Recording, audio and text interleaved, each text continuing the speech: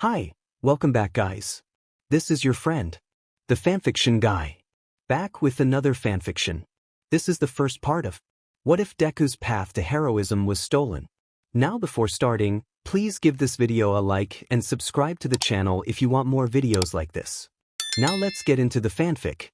Do you think that I could be a hero too, even without a quirk? Izuku found himself standing on the top of a building, a light breeze brushing against his skin. All Might, his biggest inspiration, stood before him with a serious expression. The boy held his breath, waiting for an answer. A tense silence stretched between them, heavy with unspoken words. Without a quirk. Not happening, kid. All Might's words crashed down on him like a wave of regrets and disappointments. Everything he had done and everything he had yet to do weighed heavily on him. Not happening, kid. Not happening. Izuku felt as if he were sinking and floating at the same time, his whole life unraveling. His dreams of being a hero were fading, taking with them the essence of who he was. He had thought All Might would understand that. Midoriya. A stern voice snapped him back to reality. It was his teacher, Mr. Ryo. He was in class. Sorry, Izuku muttered, realizing he had been daydreaming again. He shook his head, trying to clear his thoughts. He wasn't going to dwell on that day again. It had been a harsh realization for him. He couldn't become a hero. He couldn't be like All Might. What had he expected? He was quirkless, just as Kaken had told him many times before. He sighed heavily, forcing himself to accept it. What else could he do? He tried to pay attention as Mr. Ryo continued speaking. After giving up on his dream of being a hero, he had aspired to be a doctor, believing that he could still save lives that way. He had enrolled in a school offering medical terminology classes and was now in his second year of high school. His rejection from All Might felt like a distant memory, but it still lingered. He worked hard, staying up late to study and waking early to prepare for school.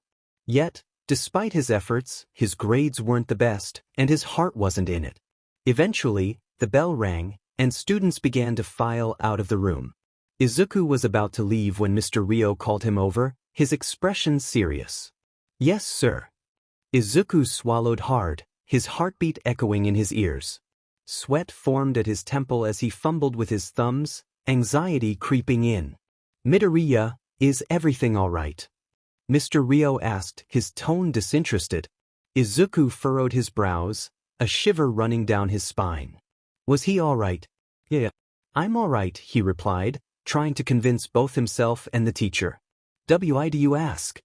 Mr. Ryo adjusted his glasses, then took them off to wipe the lenses with a handkerchief. Well, I've recently noticed your lack of effort and focus in my class, he began. Izuku's heart sank. He had worked so hard for this, spending so long trying to live up to the dream of being a hero. But deep down, he knew he never could. I don't know how to tell you this, but you're failing my class, Mr. Ryo said, disappointment lacing his voice. Izuku's eyes widened, and his face flushed. He stepped back as if the news had physically struck him. Why was everything so hard? Why couldn't life be as simple as it seemed for everyone else?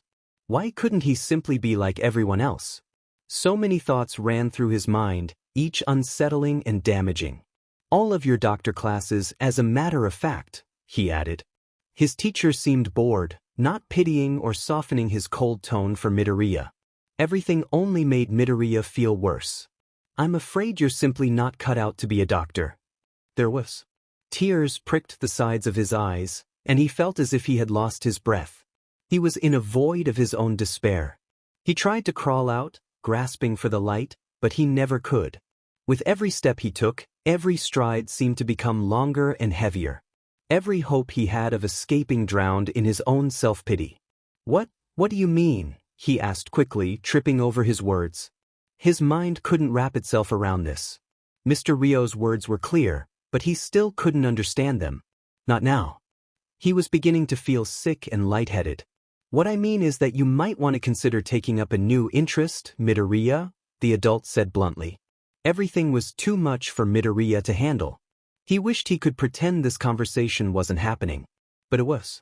His worst fears, his nightmares, were coming true right in front of him, and he hated that. He wanted to help people, protect them, reassure them everything would be alright when things went downhill, but he felt he could never be that person. Why was it so hard to be that person? Why didn't he fit those descriptions? Am I not good enough? Izuku choked out, his voice shaky. He hoped he didn't get the answer he feared the most. He brushed his hand through his shaggy hair and tried to hold back the tears that threatened to spill.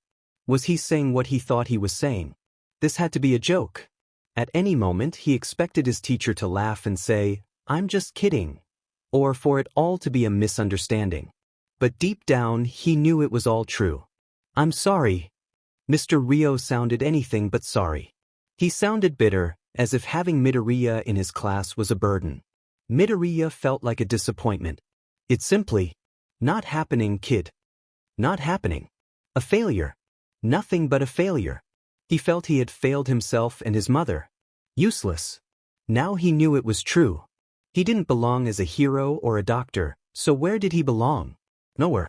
He could faintly hear Mr. Rio ramble about how difficult his class was and how he could only allow the best to remain, but he was hardly listening. Without saying a word, he turned on the ball of his heel and walked away. Failure, failure, failure, he whispered under his breath, shutting his eyes tightly. He could never be capable of being the person he dreamed of being. He felt useless to the world, with no other purpose but to blend into the crowd. Izuku was walking home from school, his feet dragging and a frown permanently visible on his features. He was disappointed in himself. It was snowing lightly, the small white speckles landing on his face as he gritted his teeth in discomfort. It wasn't too cold, but enough to make him shiver. Or perhaps he was simply shivering with anger at himself. Who could he blame but himself? He felt trapped in a fantasy, too scared to face the real world, and as a consequence, he had to deal with his sensitive self. Midoriya shoved his hands in his pockets and took a deep breath. He had failed again. "Oh, how am I going to tell Mom I failed again?" he muttered to himself. It was a habit of his. "She'll be so disappointed. Oh, what to do, what to do." He kept muttering to himself as a way to cope with his anxieties, bubbling up inside him until he felt he might explode. Fortunately, he had his ways to cope. Muttering made him feel more at ease, and at this moment, he was alone with his thoughts.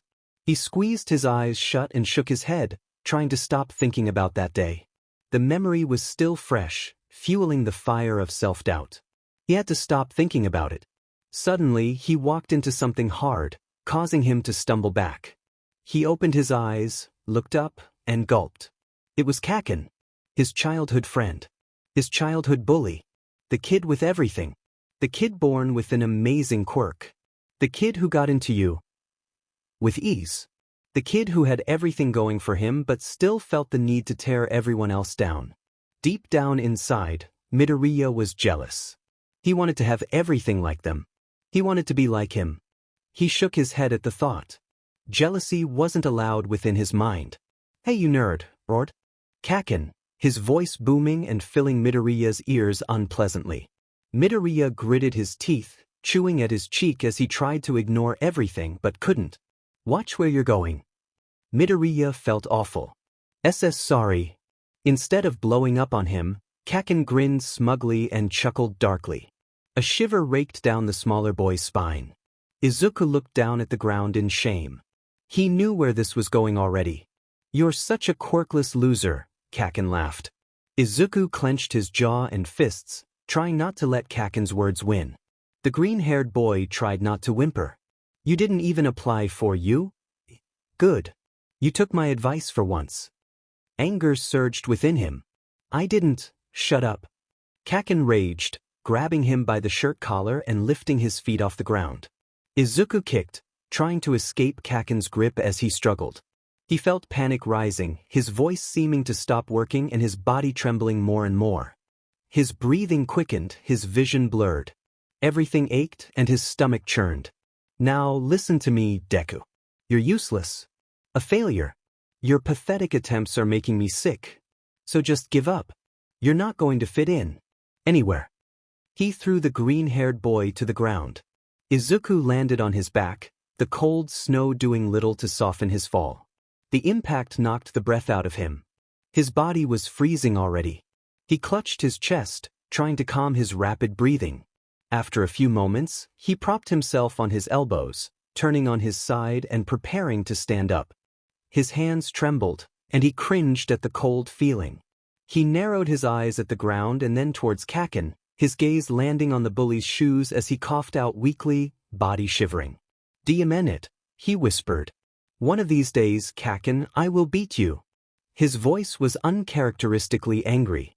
He was so tired of being pushed around. He didn't ask to be quirkless. But Kaken still took all of his frustrations out on him.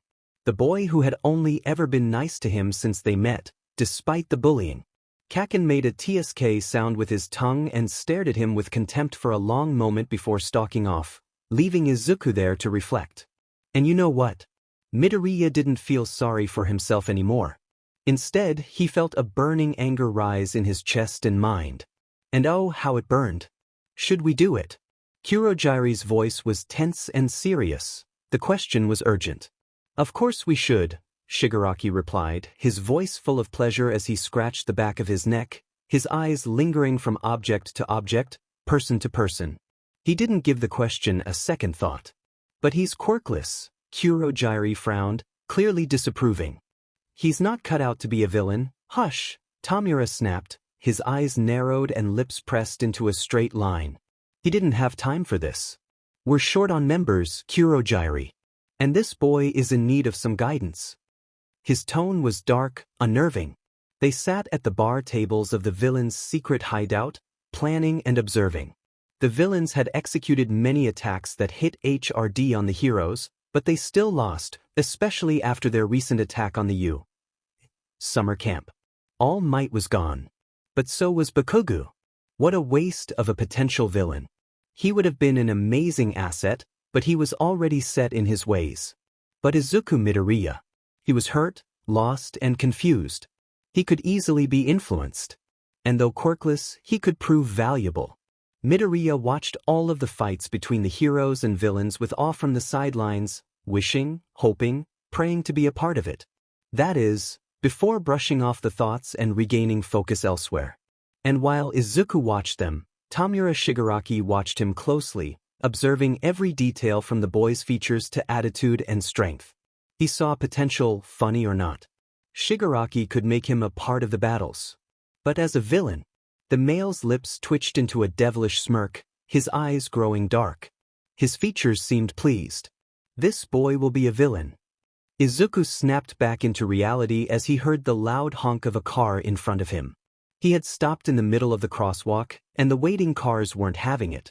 He quickly scrambled to the safety of the sidewalk, his eyes heavy with haze and sorrow. He was thinking about that day again.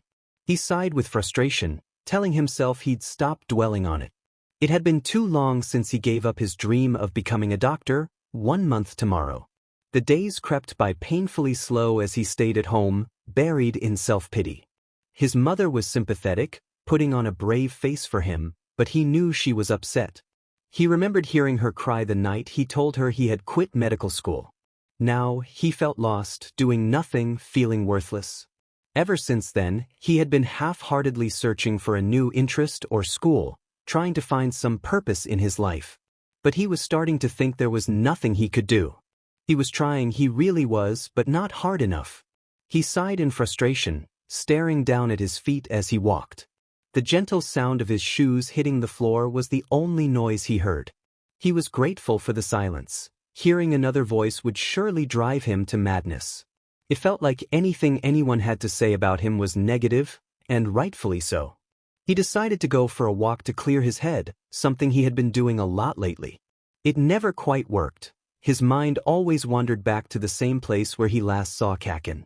He didn't know why he felt drawn to it, but he remembered every detail of that day. The position of the sun, the number of people in the streets, everything. Just give up. You're not going to fit in. Anywhere. He recalled Kaken's words, flinching at the memory. He felt not just angry, but infuriated.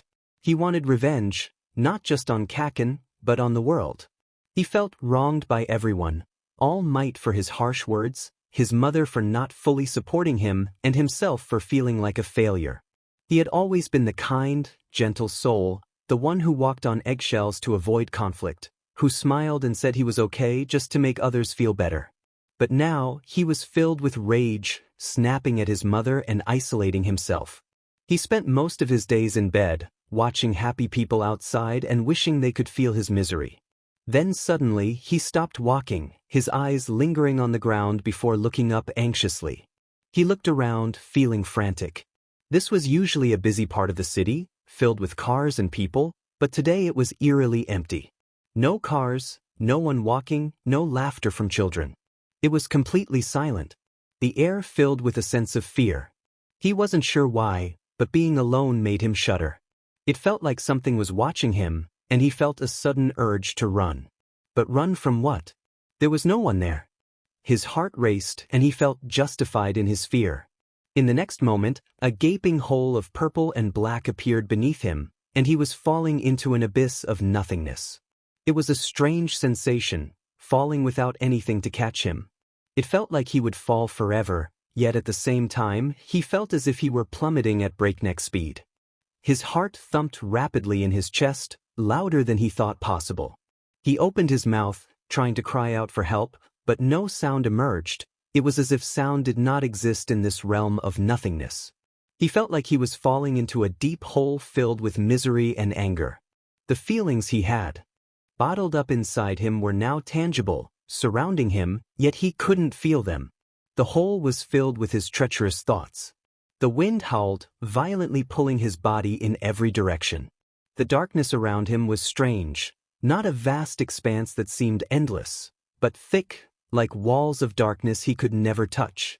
He reached out, but he couldn't even see his own hand, as though he was drowning in darkness that covered his body. He could still feel himself, but in a numb sort of way, as if he didn't really exist. It was the strangest feeling that lasted only a few seconds but felt like hours. His vision blurred, and his mind ached as his breathing grew rapid. What was happening? There were so many unanswered questions. He shut his eyes tight in fear, feeling traumatized and paralyzed. Was this the end? After everything, was he finally letting go of this dark, cruel world? Perhaps everything would finally be all right. He would die peacefully, and there would be a funeral. No one would attend, most likely, but it would be quiet.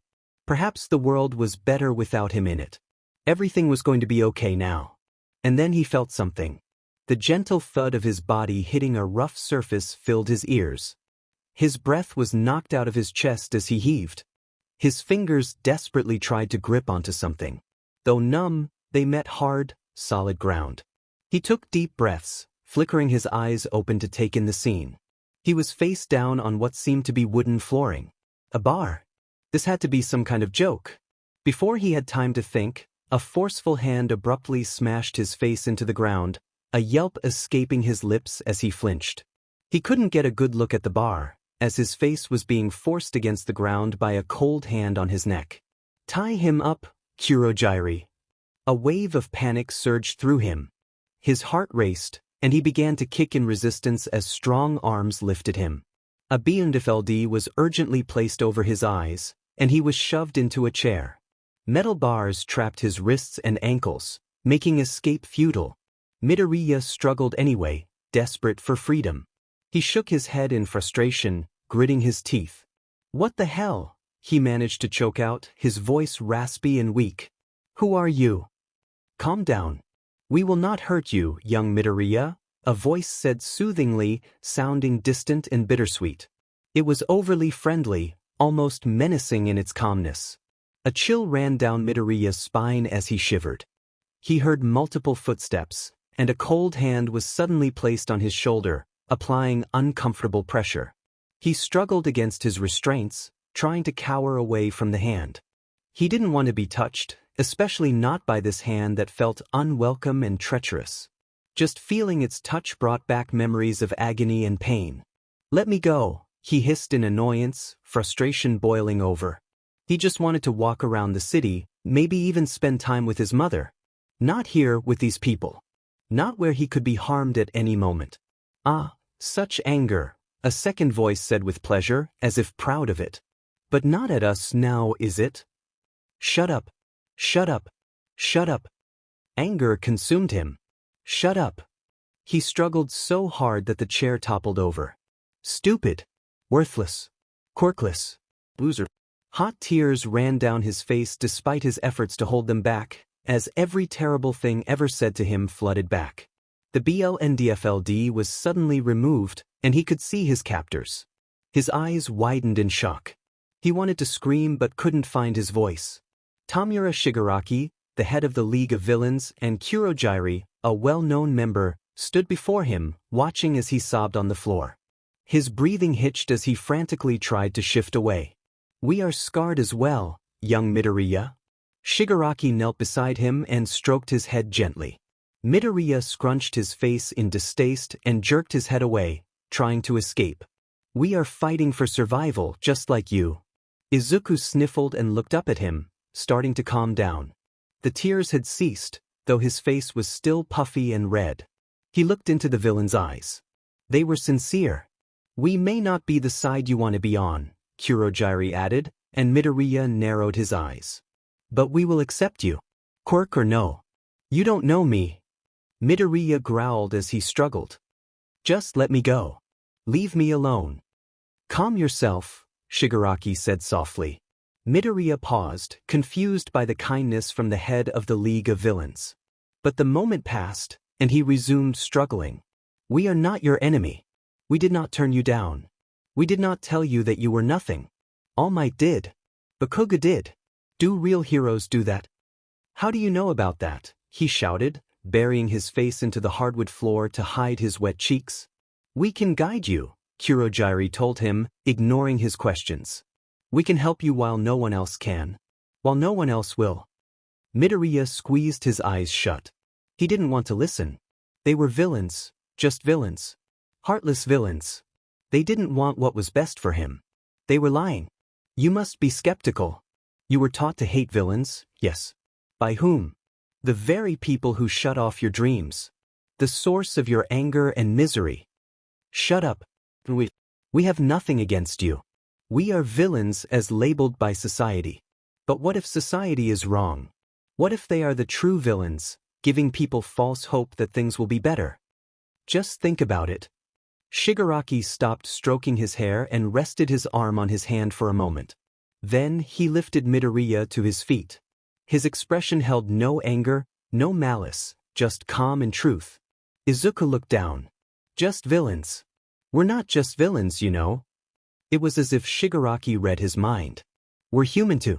Most of us are outcasts, rejects, refugees. Looking for new purpose. Looking for acceptance." He tried not to fall into the temptation of what he was saying. Villains. They were bad, right? Surely if they were outcast, they deserved it. Surely all their misfortune was simply karma for the destruction they had caused. The heroes had done him wrong, but would they really lie about the evil lurking in the shadows of the League of Villains? After all, they were still heroes. They still saved everyone. Right? "My parents abandoned me when I was young," Shigaraki said suddenly, sounding distant. Midoriya's attention was caught. "They left me, but all for one rescued me. He taught me that heroes are nothing but the pedestal they stand on. We rely on them so much that they can't even see the suffering they've caused. It was all for one who saved me, not All Might. My parents were heroes, but they couldn't even be bothered to save me." There was sorrow behind his voice. "All for one." Midoriya muttered, recalling the name from television when All Might had defeated him. The brains behind the League. All for One must have been a father figure to him. And now he was locked up. His only family gone. That sounded heartbreaking. "We're not heartless," Kurogiri confirmed. "We care for each other. We help each other."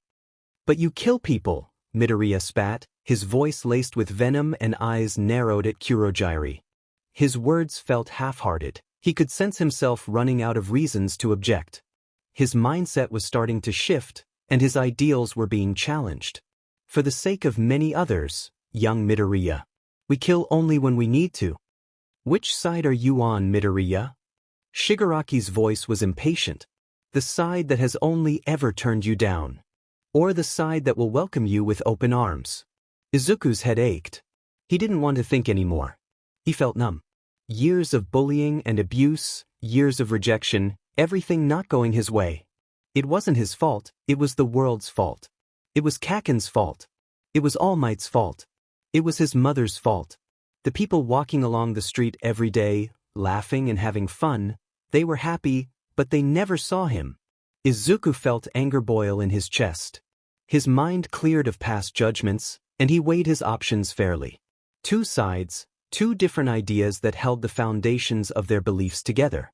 One side fought against those with differing views, seeking fame and glory, while the other simply aimed to survive, challenging the status quo. They accepted those who needed acceptance, becoming heroes in their own right. They were labeled as murderers, but to some, they were the heroes they desperately needed. Midoriya felt a surge of resolve within him. "I'll do it," he whispered, his voice shaky as he met Shigaraki's gaze. He was unsure, but he felt he had reached his limit. He was done being the good boy he was raised to be, done helping others. Being that person had only made him feel weak and pathetic. He was tired of being looked down upon, and he wouldn't let this chance for revenge slip away. "I'll join you." At first, it didn't mean much. He said he'd join them, but he didn't intend to become a villain. He wouldn't kill or destroy, he could always leave if it didn't feel right. He was merely testing the waters, having nowhere else to go. The villains had accepted him when no one else would. They made him feel like he belonged, which was a strange feeling after so long. It had only been a day since he joined the League of Villains. They welcomed him, introduced themselves, and showed him where he would stay. For the first time in a long while, he felt at home. It was surprising, considering he had always viewed the League as pure evil. Yet, they had shown him kindness when he needed it most. They were still villains, but they were also human, experiencing pain and caring for one another like family. Despite their kindness, Midoriya felt uneasy. Did he truly want to help destroy the very people he had admired all his life? The heroes who had saved him and countless others. All Might had saved him from danger before, but he also carried memories of disappointment. The pro-heroes had built him up only to let him down. Society had pushed him toward the villains, making him feel worthless, as if his existence didn't matter. As he sat on his bed, anger bubbled within him. He had been rejected for simply being born without a quirk, despite his enthusiasm to become a hero. No one believed in him. All Might had told him to give up, and even his closest friends had turned against him. He tried to ignore the negativity, but now he felt he could embrace a different path. If he couldn't be the greatest hero, perhaps he could become the greatest villain. He sighed, feeling justified in his decision. Maybe the real villain was All Might, who seemed to think he was better than everyone else. Someday, he would fall, and people would still remember him as invincible. But if no one was invincible, then perhaps those without quirks could have a chance too. Young Midoriya, Kurogiri's voice interrupted his thoughts as he entered the room. "You're awake. Shigaraki would like to speak with you at the bar." Kurogiri was perhaps the most sensible person in the league. He was gentle and soft, almost fatherly to the rest, providing humble guidance to Tamura Shigaraki. He was the glue that held the villains together. Izuku nodded. He stood and stretched briefly before following Kurogiri down a long, dim hallway. There were cracks in the ceiling and paint peeling off the walls. It was likely an abandoned bar of sorts. Izuku speculated that they weren't too far from his hometown, considering Kurogiri's quirk. He entered the bar, which seemed to be the only place to talk to Shigaraki. Tamura was there, waiting impatiently, scratching his scarred neck. "Welcome, young Midoriya." Shigaraki's voice sounded scratchy. "We have much to discuss." Izuku nodded and sat down on a bar chair near him, wondering what the conversation would entail. Did he need to prove his loyalty? Were they going to ask him to fight? He shook his head. It felt too soon for that. Maybe they would discuss a battle plan. "Now then, you are quirkless, yes?" Shigaraki asked, his tone neutral. He made quirkless seem acceptable just by the way he said it. Izuku gulped. "Yeah. Then you'll need to learn how to fight," Shigaraki stated matter-of-factly. Izuku shifted in his chair uncomfortably. He had never fought anyone before, he had always let others overpower him. But it was clear now that he needed to learn to fight. Everyone in the league did, every pro-hero did, why wouldn't he? Fight. Yes, fight. We shall train you until even All Might will fear you. Shigaraki smiled widely and chuckled. Isn't that what you want? All Might fearing you. The thought sparked something within Izuku. He had always been the one to fear everything. No one had ever feared him. It felt strange to want that, but it also felt right. He wanted to prove to the world that he was good enough, even without a quirk. Okay. A new determination burned within him. A goal to show the world he had a place in it. Good. Move your legs further apart. You look too stiff, Shigaraki instructed. Bend your knees a little. Put your shoulder into the punch. Training. Midoriya followed the instructions, spreading his legs and bending his knees, trying to punch harder each time. It felt awkward. He felt out of place. While it seemed natural for others, he struggled to make his body hurt someone. But he knew he needed to learn to protect himself and others. Put your shoulder into it, Shigaraki repeated, demonstrating a perfect punch on Midoriya's shoulder. He flinched, but the impact was cushioned. Shigaraki was tough on him, critiquing every move with little praise but offering helpful tips. The training room was well equipped, with weights, treadmills, and various training tools. Damn it, you're skinny, Tamura grumbled. We'll need to fix that. Midoriya nodded awkwardly, continuing to punch his palm. He pulled his arm back and moved it forward with all his force, trying to coordinate his shoulder with his hand. Shigaraki barely moved, showing no reaction to the impact. Getting better, he muttered. A little. Izuku smiled at the small compliment. He was trying his best, but it felt almost futile. Shigaraki wasn't a kind mentor, but he remained patient. Midoriya suddenly stopped and let out a frustrated groan. It had been days, and he felt he was making little progress. Maybe he didn't deserve to be taught by Shigaraki. Young Midoriya, the villain said, placing a hand on his shoulder. Izuku looked up. Shigaraki's voice was calm and gentle. It may seem hard, but do not fear. You will get it eventually. We're not going to make it easy, but that is what will make you strong. We all believe in you. In that moment, Shigaraki didn't sound like a villain. He sounded like a mentor, a friend, and a hero. Hours turned into days. Days turned into weeks. And suddenly it had been a whole month since Izuku joined the league. He was still a little uncertain about them, but he knew one thing for sure. He finally felt like he belonged. The people in the league were strange. There was Toga, who seemed to take a peculiar liking to him.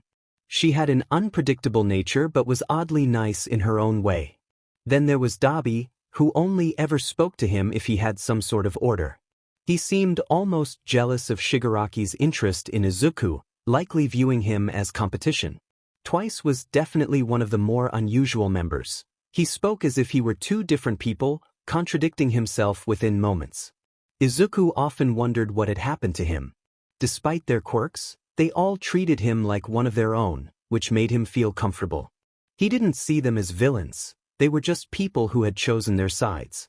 Each of them had faced harsh childhoods filled with rejection and pain, and none of it was their fault. Izuku felt a pang of sorrow for them. He slipped right in line with the rest of them. They were just like him, broken. Training was hard. Shigaraki pushed him to his limits and beyond. He would sometimes threaten to withhold his next meal if Izuku didn't push himself harder, if he didn't do more push-ups, if he didn't complete a perfect punch or kick. By the end of the day, he was often so bruised and sore that he could barely make it to his room. Sometimes, he would fall asleep in the training room. It was tough but rewarding. His physique had bulked up considerably, and his muscles were becoming more defined. Even Shigaraki acknowledged that he was improving. For the first time in a long time, he felt hopeful about his future. The League of Villains had done this for him, not anyone else. For the first time in a long time, he felt happy. While Izuku spent a month with the League of Villains, those in his life were worried sick about him. His mother had called the police the day after he never returned, and they had searched everywhere.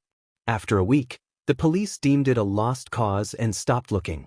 Desperate, his mother called Katsuki Bakugo, who, despite not being known as a friend to Izuku, was the only one who really knew him. Bakugo had no information, and it only frustrated him that he was being questioned as if he had something to do with Izuku's disappearance. He wouldn't do that. He was a bully, but he wasn't a villain.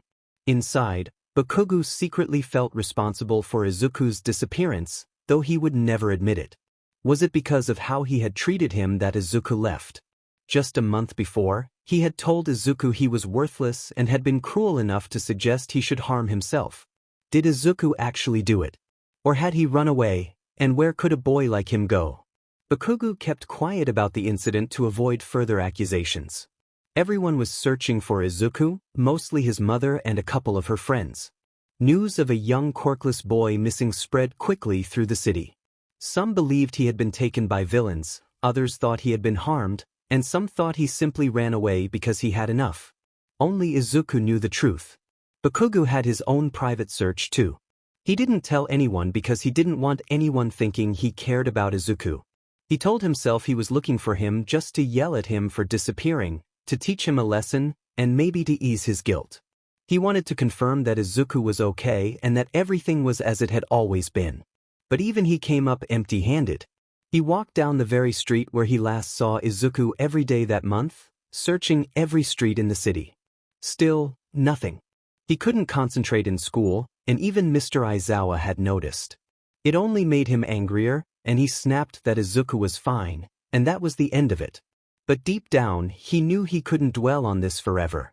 He had a duty as a student. If he ever wanted to be as good as All Might, he had to let it go. So he blocked out his feelings of guilt and pretended that Izuku simply never existed. He was nothing but an abandoned memory, and he now avoided the street where he last saw him. Meanwhile, Izuku Midoriya had come to the conclusion that no one cared he was gone. He didn't think they were searching for him or worrying about him. He focused on one thing, getting stronger. He wanted to be as strong as Kaken, strong enough to be like All Might. He wanted to be a threat. He wanted them to fear him as he had once feared Kaken. Shigaraki started inviting Izuku to villain meetings of destruction and chaos. They discussed plans for infiltrating UA and how to defeat All Might. They also talked about smaller-scale attacks, but nothing was ever really settled, and conversations often drifted into darker territories.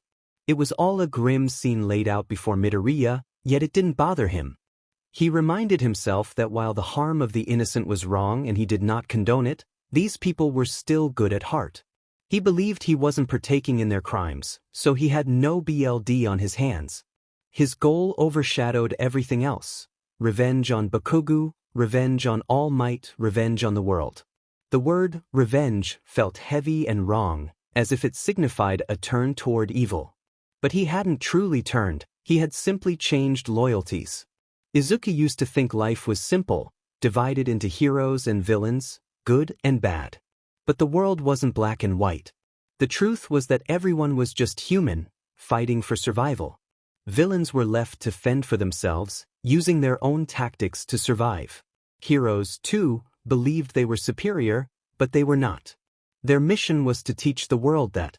Izuku felt underestimated by the heroes, seen as worthless. Now he would prove them wrong. He hurried out of his room when Dabi came to fetch him for an urgent meeting.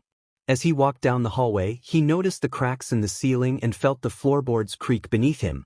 Curiosity led him to the bar, where everyone was gathered, waiting for him. When he entered, all eyes turned to him, and he felt startled, quickly lowering his gaze. "Ah, there he is," Shigaraki said with an overly friendly tone. "What's this about?" Shigaraki smiled, his expression unsettling. "Congratulations," he said slowly as if savoring the word. "On what?" Izuku began, but Tamura cut in quickly. "From today onward, you are a full-fledged member of the League of Villains." As if on cue, the crowd erupted into applause. Toga, Dabi, Kurogiri, Twice, everyone was there, smiling and clapping for him. The praise felt warm, like a standing ovation, and it seemed genuine. These villains were like family, they cared about him, and he cared about them. "Thank you," he said quietly, smiling at the moment. While there wasn't much difference from before, it felt significant. The fact that Shigaraki considered him a member, that he had taken the time to congratulate him, made Izuku feel accepted. He was a villain to the world, but to himself, he was part of a group with its own ideals. He didn't agree with everything, but he accepted their flaws. For the first time, he felt like he hadn't completely failed. However, being a member of the League of Villains didn't make Izuku's life easier. It felt like he was training harder than ever. He woke up early and stayed late, pushed beyond his limits. Another month passed, and he showed significant progress. He was no longer the skinny boy he once was. He had built muscle and learned various fighting techniques, even string a few. He had improved his aim with a gun and learned to wield a knife effectively. He worked harder than anyone else, determined to become the best, and had built a solid reputation within the league. He knew every member's name and had formed friendships. Most had warmed up to him, and no one could doubt his worth now. Once again he walked down the hall toward the bar, summoned by Dabi, who seemed more irritated than usual. When he entered, he found a smaller group, Kurogiri, Dabi, and one other person who looked frightened. "What do you need?" Izuku asked. "We need your help," Shigaraki said, his tone serious. "I'm not sure I understand the plan," Izuku said, his stomach dropping. He felt uneasy, but he quickly scolded himself. "You're part of the league now, you can't think like that." He sat down on a bar chair, shifting uncomfortably. The room felt strange, perhaps because of its nature or the dark discussions that took place there. He recalled spotting a bloodstain on the carpet, but it didn't surprise him. "To infiltrate UA," Kurogiri explained calmly when no one else answered. Izuku noticed a young person in UA uniform, handcuffed to a chair. "This is UA's student," Shigaraki said, disgust evident in his voice. "We caught him. He's going to tell us everything about his little school." The student had a look of fear in his eyes, and Izuku realized he didn't seem like the hero type. "I wouldn't tell you anything," the student exclaimed, his voice shaking. Izuku shivered, sensing the student wouldn't last long under pressure. Tamura laughed hollowly. "Oh, not yet, but you will." Dabi stepped forward, a blue flame flickering in his hand. "Let me—" "No," Shigaraki interrupted firmly. "We need to let young Midoriya test his newfound strength." He turned to Izuku with an order. "Izuku, get all the information out of him you can. Any way you can." Izuku nodded, trying to mask his nervousness. He pulled out a pocket knife he always kept for emergencies and stepped forward. The others watched him intently. Clearing his throat, he took a deep breath.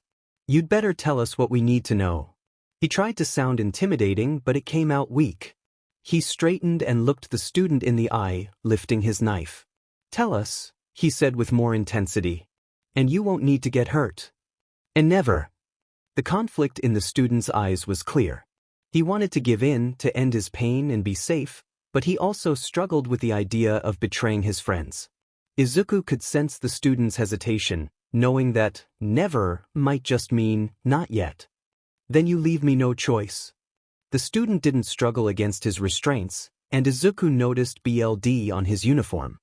He reminded himself this was for the good of his new family. He needed to gather information, and he wouldn't kill him. Standing behind the student, he pressed the knife to his cheek, cutting slowly. As the student winced, so did Izuku. "Tell me," he demanded, anger boiling within him. He didn't want to hurt the student, but he felt it was necessary for their mission. Each cut felt like a slash to his own heart. "And never," the student mumbled, flinching in pain. Izuku slashed the other cheek, harder this time, BLD splattering onto his jacket. The student's cries echoed in the room. Izuku continued, pushing himself to the limit, hurting the student until he was bruised and breathing, yet still refusing to submit. "This is your last chance to talk." Izuku gritted his teeth in frustration. "If you tell us now, we'll guarantee your classmates' safety. If you don't, we'll just have to interrogate your friends. We've got them in the other room." The student's eyes widened in disbelief. Really? You got them?" Izuku knew they hadn't captured anyone else, but he decided to use that to his advantage.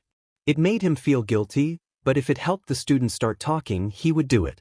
If I tell you," the student stammered. "Will you let them go?" The student had barely finished his sentence before he went into a fit of coughing. He coughed up BLD, looking relieved. It was the perfect opportunity for him to end his pain while appearing heroic. "Oh yes, of course we will." His own voice sent shivers down his spine. What do you want to know? The student fell to the tiled floor, his head severed from his body. After the boy had revealed everything he knew about his school, Shigaraki had killed him anyway. The thought made Midoriya feel sick to his stomach, and he had to choke back bile to keep it from showing. He looked away from the bloody scene and down at his shoes, which were smeared with blood, making him feel even worse.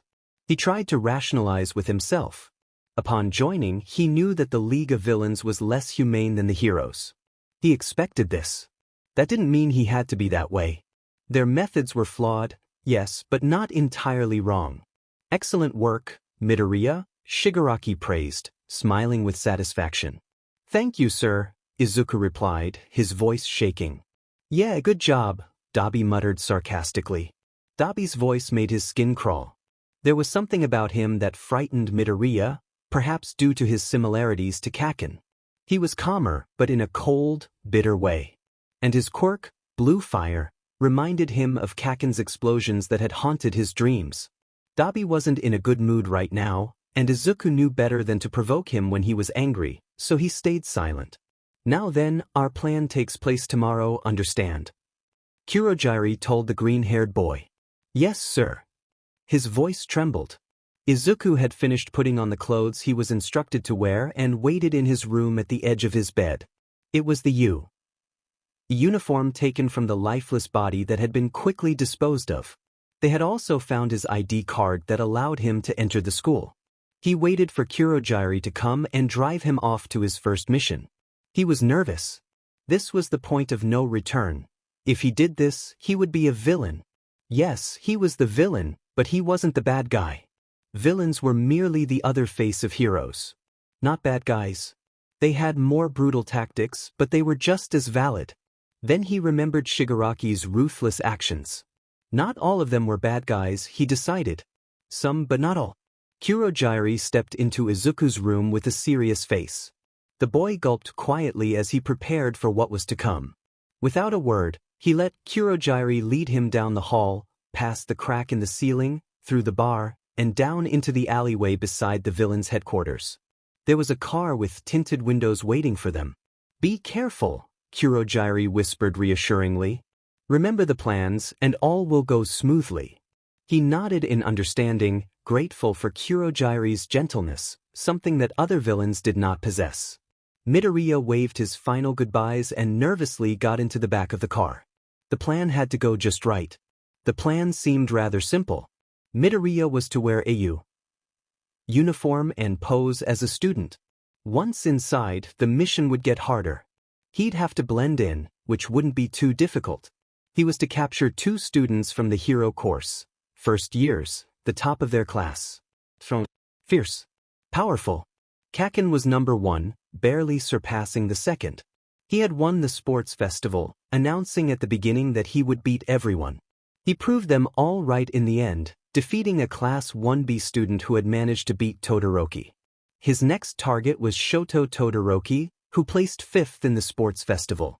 He was impressive, but he had one significant flaw. He refused to use the fire half of his power, which hindered his learning and put him behind the hot-tempered hero. That made it less frightening in a sense, keeping it less personal. At the same time, he knew Kaken and all of his moves, so defeating him would be easier. But he knew Todoroki was a formidable enemy, and that couldn't be ignored. He was Endeavor's son, after all. Izuku admired him, or used to, anyway. He was strong, yes, but quirkless. How was he supposed to know how to capture them? In a head-on fight he wouldn't stand a chance, so he needed a strategy. Shigaraki had entrusted him to strategize and to complete this mission. What if he messed up? He pictured the boy with the severed head and quickly pushed the thought away, focusing on his mission. He had a 3-hour drive to get to the school, 3 hours to make his plan.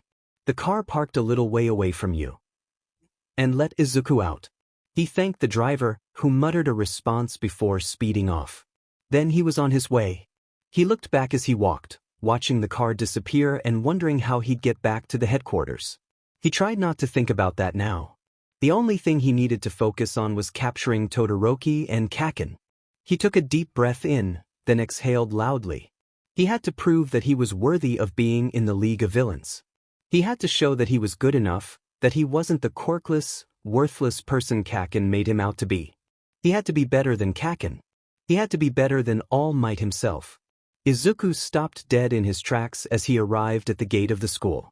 He was staring in awe at it, his dream school. His heart gave a little leap. The gate was huge, almost as wide as the house he had lived in with his mother. Though it pained him to admit it, Midoriya missed her. He remembered how much she cared for him, how she would hug him and tell him everything would be okay. She was an amazing mother, but that was the past. She couldn't help him now, and he felt a pang of regret for the way she never truly believed in him. He took another deep breath and approached the gate cautiously. There was a slot for him to insert the ID card. Izuku took it out of his backpack and slid it into the slot. For a moment, nothing happened, but then the gate creaked open. He entered the facility, taking it all in. The sun was starting to set, and there weren't many people on campus, which he was grateful for. His plan was simple, and he honestly doubted it would work, but he had to try. He made his way into the main building of UA. Down the hall, turning a corner, and through a door labeled Class 1A. It was locked, as expected, but he had been trained in lockpicking. He took out a bobby pin from his pocket, looked up and down the hallway to ensure no one was coming, and then got to work on the lock. It was difficult, with 2 different locks to pick. Sweat dripped down his face as he constantly checked to make sure he wasn't being watched. Then, with a kerthunk, the door squeaked open. He stepped into the empty room, closing the door behind him and observing every detail. He had always wished to be in this room, learning about what it meant to be a hero. He recalled with a burning sense of determination that All Might had turned him down, telling him he wasn't good enough. He would show them all. He placed a small piece of paper folded neatly on Todoroki and Bakugo's desk. The traps were set, but he would have to wait overnight. He marched out of the room in triumph, relocking it and scurrying off. Unsure of where to wait, he wandered the halls, amazed that he was actually in UA. He passed by students seamlessly, blending in just as Shigaraki had said he would. There were too many students for anyone to get suspicious. But then his eyes caught a familiar face. Kakin. He was there, spiky blonde hair and all, sitting beside a red-haired boy, Kirishima, listening to him talk but seeming uninterested. Kakin's usual angry expression was replaced by a blank one. Izuku knew he needed to run so the hero wouldn't see him, but suddenly it felt as though his feet were glued to the ground, his eyes fixed on the boy no less than 10 feet away. There he was, the face of his childhood terror, his childhood friend, and all his childhood memories. Anger surged within him for what Kakin had made him become, for forcing him to choose between villain and hero. But there was also longing in his gaze, a longing for things to return to how they once were. As odd as it sounded, it was all so compelling. But then their gazes met. He didn't have time to see Kakin's reaction because he panicked and ran off, hoping to get lost in the small crowd. He had expected Kakin to chase after him or shout something, but he hadn't. A small, strange part of him felt disappointed at escaping without being followed. Midoriya successfully made it to a remote broom closet where he decided to stake out for the night. There, he pondered his encounter with his childhood bully. Izuku decided that Kakin had forgotten him, just as he had expected. No one cared for him anymore. Deep inside, he felt a little disappointed, but he turned that disappointment into anger, using it as fuel for the fire of determination that burned within him every second of his mission. It only gave him more reason to show Kakin how wrong he was to forget. How wrong the world was. He'll be sorry. Katsuki Bakugo sat there, flabbergasted at what he had just seen. He swore he saw him, those glowing deep green eyes that were all too easy to get lost in, the messy green hair that shot out in every direction, spilling over a graceful face. He swore he saw the elegant features that always held a determined smile, even when it had no reason to. The pale skin, the light freckles, the glowing green eyes, the messy hair. Though he had less than 2 seconds to take it all in, he saw it in great detail. There was no mistaking who it was. Izuku Midoriya. The boy who had been missing for over 2 months. The boy who he had bullied mercilessly because of something he had no control over. The boy who had nothing left to lose but still managed to lose himself. He was standing right there. Not in Bakugo's dreams or memories, but in reality. At UA. He was standing right there. He had just been talking to his friend, Kirishima, when he caught Deku's eye. For one moment, just one, they looked at each other. And then he was gone into the crowd, as though he had never been there in the first place. He assumed he was just going crazy and imagining things. Was the guilt getting to him? You okay, dude? Kirishima's voice shattered Bakugo's thoughts and pulled him back into reality. I'm fine, he shouted back, flustered. He carried on his day like normal, but he hadn't forgotten about it. Not even when he went back to his dorm for the night. He lay awake in his bed, staring at the ceiling and seeing Deku's face over and over again.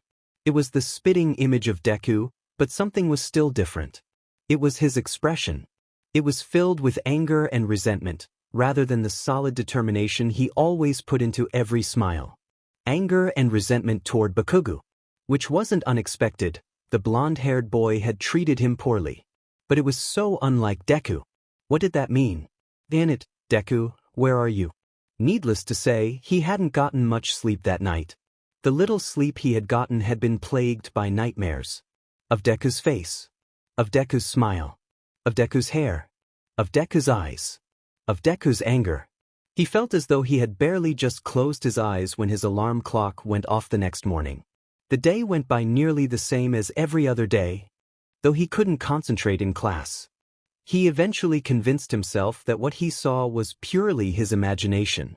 There were probably plenty of green-haired kids at UA. Deku wasn't that special looking. It must be his sleep deprivation. He must be hallucinating. He managed to get through his classes with that mindset. The bell rang, signaling the end of his last class. He was about to leave when he noticed a small paper neatly folded in his desk. He took it out slowly, glancing around to make sure no one noticed him doing so. He carefully unfolded the paper and read it. Meet me in room 14C at 7 p.m. Anonymous Bakugo stared at the paper, puzzled. Who would want to speak with him? What could it possibly be about? He couldn't help but get a bad feeling about it. First, seeing Deku, now this.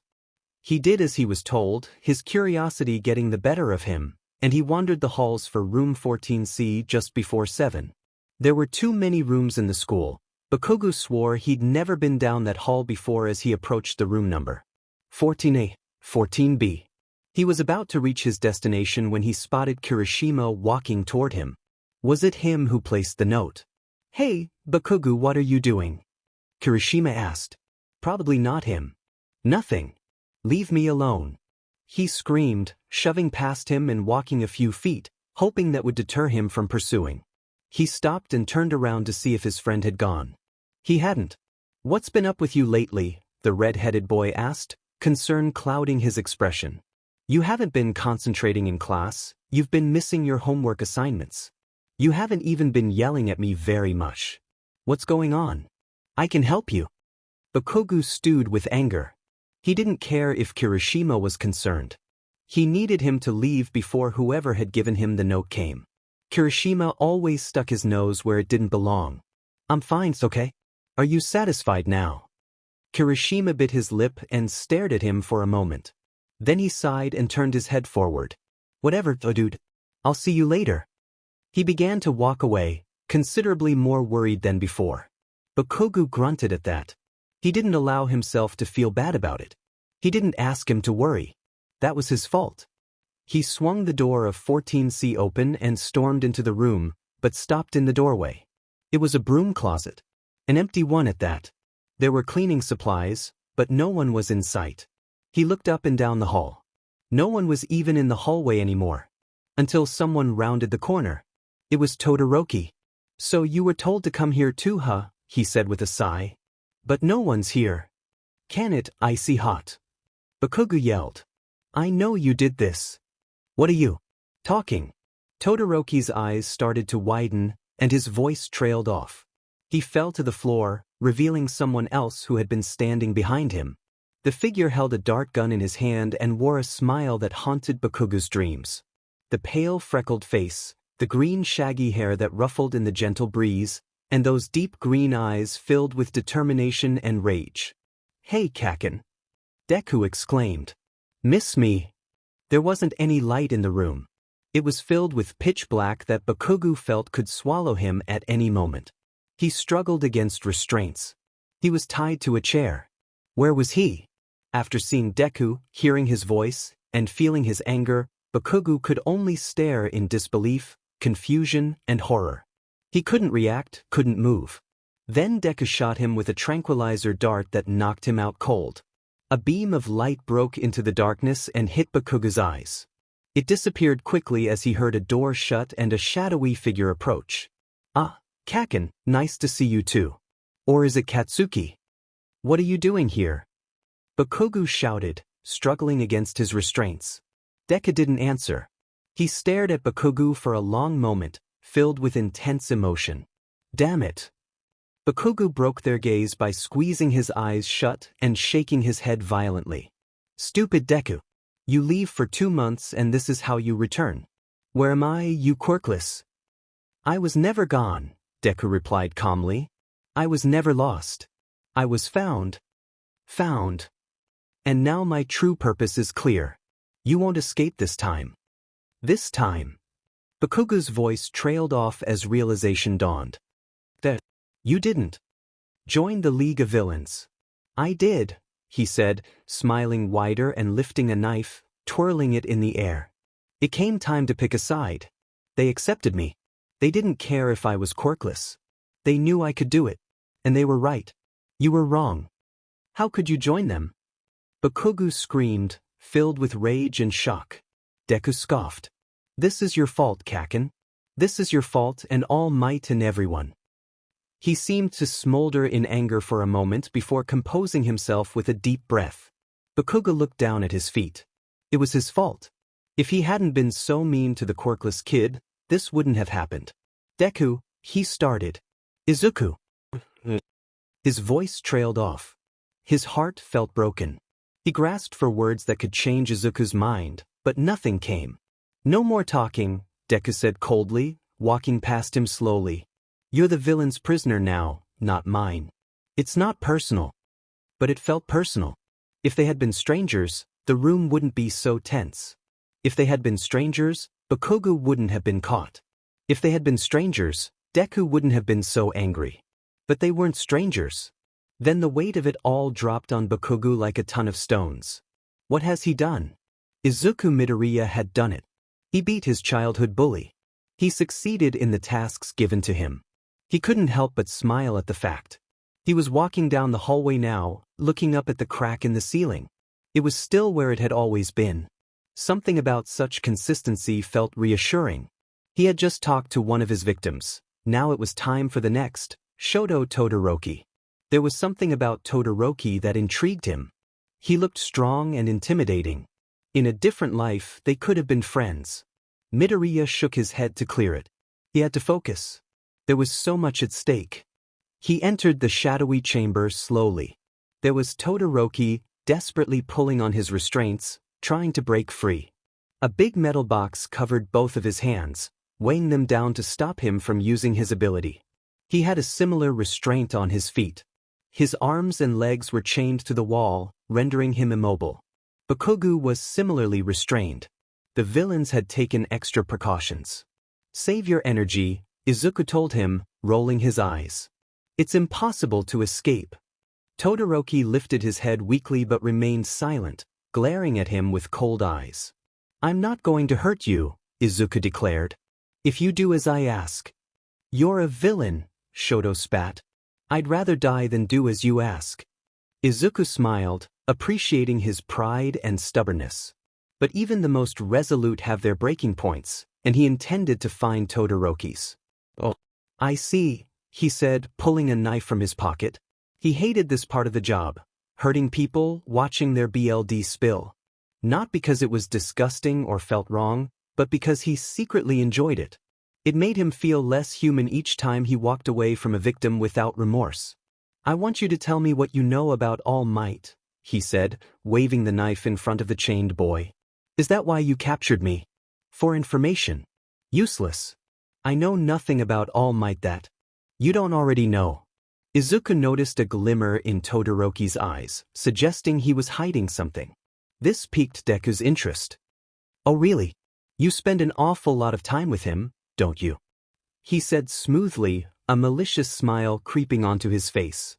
He's my teacher, Todoroki replied evenly. Now that I think about it. Izuku stroked his chin thoughtfully. You were there when All Might fought for One for All. And when the USJ was attacked. You stopped All Might from being punched. I wonder what your relationship is with your teacher. He squatted down, their faces inches apart. Midoriya looked serious. Perhaps. There's something you're not telling me. He whispered, pointing the knife at Todoroki's throat. And why would I tell you? Todoroki said bitterly. By now, Izuku could feel Todoroki's breath on his cheek, their noses almost touching. The moment was charged with tension. Izuku broke it by jerking his head back suddenly. Whatever, he said, shrugging it off. I'll come back later. He strolled out of the chamber, flipping his knife and catching it each time. He closed the door, leaving Shoto Todoroki in the dark to ponder their conversation. Well done, Shigaraki praised. Izuku smiled and nodded, warmed by the rare compliment. After returning to Tamura with his 2 targets and interrogating them, he felt exhausted. It was later, but since he had called into the bar, he obliged and came. It was a routine checkup, going over what had happened.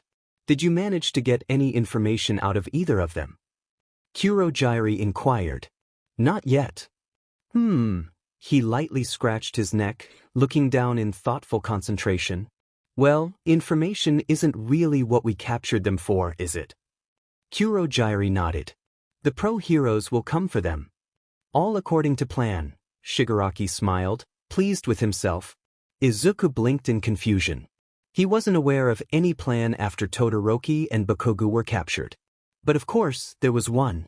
The League of Villains never walked into a fight blind. They were prepared. It seemed that green-haired boy was always the last to hear about it. The pro-heroes will come for the students, Shigaraki explained scornfully. And while everyone is distracted over here, we'll be attacking over there. He pointed into the distance, and they all understood where he meant. High school. Where All Might lies unexpectedly, Kurojiiri added. In his weakened form. And you, young Midoriya, will be our key to success. Shigaraki finished, throwing his hands in the air and grinning. Izuku looked up at him, intrigued. Why him? Why, sir? Because you can sneak into my boy, he explained with a hint of excitement. And finally get your revenge on All Might. Izuku gulped, his eyes widening. You mean, you want me to kill him? He had never killed anyone before. He had tortured, which was terrible, but killing felt like crossing a line. It was something you could never undo, a scar that would never fade. He wasn't sure if he wanted to be the one to stab a knife into the heart of the symbol of peace. Killing him would be killing hope. Killing him would be killing the man who had turned away small, impressionable quirkless kids and called them worthless. Above all else, it was his fault. It was his. The so-called symbol of peace. In the end, he was just as corrupt as everyone. The League of Villains was corrupt too, but so was everyone else on this planet. Heroes, villains, civilians. They were all flawed. If you can't handle it then, no. I'll do it. The plan was expected to take a few days, maybe a week or 2 at most. The heroes were undoubtedly preparing and searching for their hideout. They would come, but all in good time. Izuku had to prepare. Was he ready? No, he realized he wasn't, but he also understood he never truly would be. All Might may be nothing more than a shadow of his former self, but he was still All Might. And Midoriya was but a young quirkless boy. A nervous boy. He didn't have time to talk to either Todoroki or Bakugo. He was too busy training for the big day. No matter how much work he did, he always felt he needed to work harder. But the prisoners were undoubtedly suffering at the hands of others. Izuku could tell it was to no avail. They'd rather endure anything than betray their allies. They were at the top of their class after all. Days passed, and the air grew tenser than ever. Midoriya felt more anxious than he cared to admit. They could come at any time, even while he was asleep. He wanted to be prepared. He needed to be prepared. Young Midoriya. His thoughts were interrupted as a voice called for him from the other side of his bedroom door.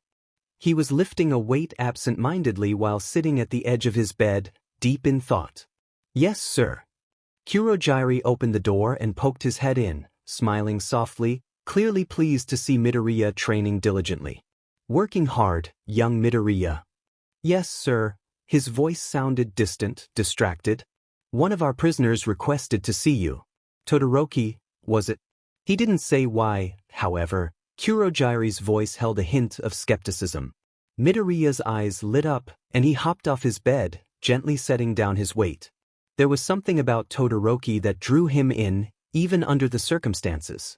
He was skilled, fierce, full of controlled power, yet elegant. Everything about him seemed so perfect, like the kind of hero Midoriya might have been if he hadn't been turned down by All Might. He hesitated slightly at the big metal door of Todoroki's prison cell, then put on an expressionless facade and pushed the door open. Todoroki sat on the cold concrete floor, knees pulled up to his chest, resting his head on his arms. He looked up at Midoriya with a stoic expression. For a moment, Izuku thought he saw a flash of sadness in Todoroki's eyes. "What do you need?" Izuku kept his voice steady, careful not to reveal his emotions. Todoroki didn't respond immediately, only staring at him with his blue and gray eyes. For that brief moment, Izuku felt lost in them, unable to decide which color he wanted to be lost in. "I was wondering," Todoroki finally said, "why are you with the League of Villains? Why are you with the heroes?" Izuku scoffed at the word, heroes, making it sound like an insult. "Everyone is the same in this world. They have different ideals, sure, but they are all corrupt at their core. You want to know the difference between villains and heroes? Villains accept everyone, even the quirkless." "So that's it then," Shoto sighed. "You were turned down to be a hero, so you joined the villains." "Don't act like you know my story," he snapped. "You have everything. You have an amazing ability, amazing school, an amazing life. Don't pretend you can compare your life to mine." Todoroki's face looked painfully sad for a moment, as if he were remembering something he wished to forget. He frowned and looked down at the floor, appearing more like a damaged boy than a prisoner. And perhaps Midoriya seemed more like a lost soul to Todoroki than a captor. "You don't know my story either," was all he said. "So is this why you wanted me to come here? To tell me what a huge mistake I made? I thought there might still be good in you. I was wrong." He rested his head on his arms again, his face returning to its stoic demeanor. "You can go." Izuku felt a pang of disappointment. Deep down, he felt a twinge of regret for having captured Todoroki. He had taken him away from his life, from the potential of being a natural-born hero, the son of the great endeavor. It was because of heroes like Todoroki that he was who he was, doing what he was doing. It was their fault, and Bakugo's and All Might's. No one had ever believed in him, not even his mother. So why should he feel remorse? Why should he feel sorry? They would all learn their lessons in time. Todoroki would learn his too. That was all that mattered to Izuku. He had to keep telling himself that. As he started to walk toward the door, something stopped him halfway. It was Todoroki's voice, low and quiet. "My father made me to be a weapon. My only purpose was to be the best." He paused before continuing. "He was abusive. To my mother. She hated him really.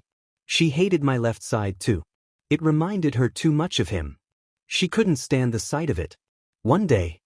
Todoroki had overheard her talking on the phone, her voice strained and upset. "I can't take it anymore. I see so much of him in that boy. I hate his left side. I hate it." She slowly turned her head to look at the young Todoroki in horror. The tea kettle howled beside her. Acting quickly, she burned him. It wasn't her fault, though. Todoroki never blamed her for that. He always blamed his father. His father, Endeavor, didn't let something like that slide. He sent her to the hospital. He took care of her, as he worded it. Todoroki held resentment toward his father and his left side. He never saw her again after that day and vowed never to use his left side in battle again. He was strong enough with just his ice.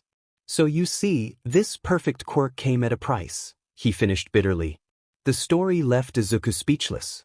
What could he say? He had been wrong about Todoroki. His life wasn't perfect, it was full of scars and pain. Like mine, Midoriya thought, except maybe worse. He didn't have everything handed to him, he worked his way up to this moment, which was how he became the second best in Class 1A. Izuku was cut off by thumping from what seemed to be the bar. His heart pounded out of his chest. Was it them? He stood frozen for a moment, but then he was racing down the hallway. Todoroki's cell door was left open in the hurry of it all. Each footstep made his heart lurch forward, his imagination running wild. Izuku skidded to a halt in the bar, nearly falling over. Breathing heavily, his mind felt dizzy.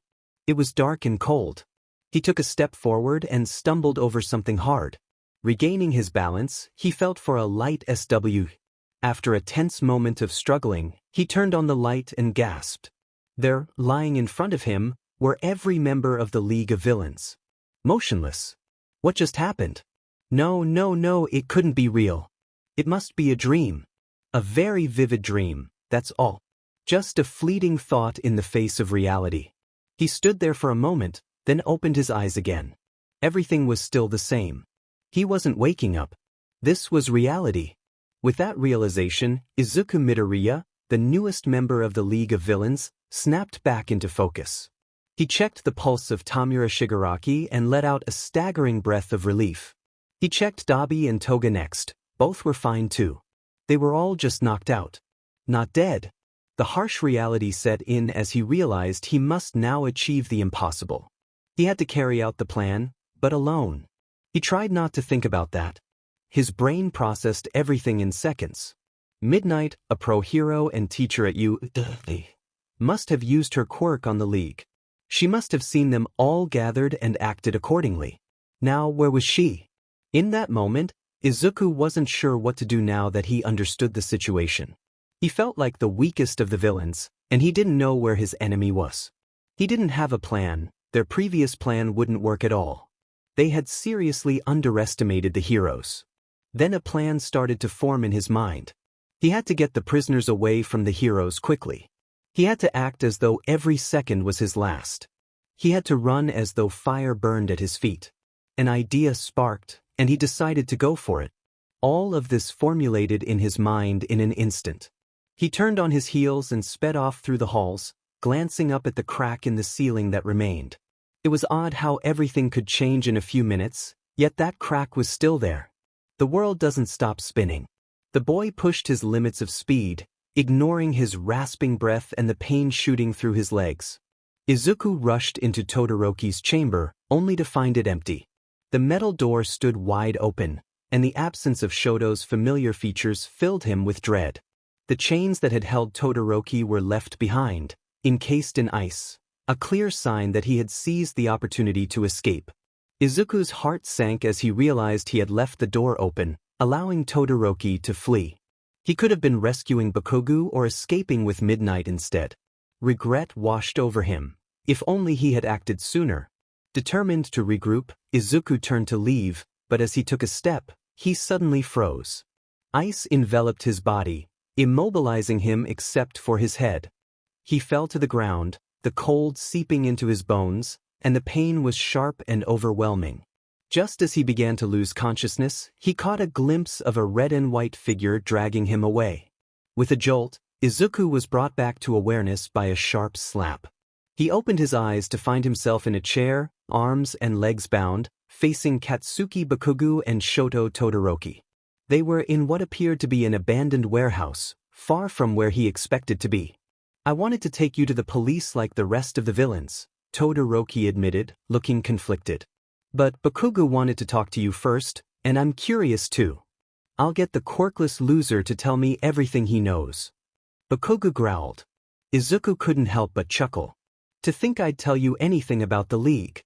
Bakugo responded with a grunt, kicking Izuku in the gut, causing him to cough up BLD. Despite the pain, Izuku grinned. "What are you smiling at, Deku? You're falling apart over me," he teased. "Ah, are you that guilty? You turned me into this, after all." Picture that Kaken, the pro-hero-to-be, created the world's worst villain.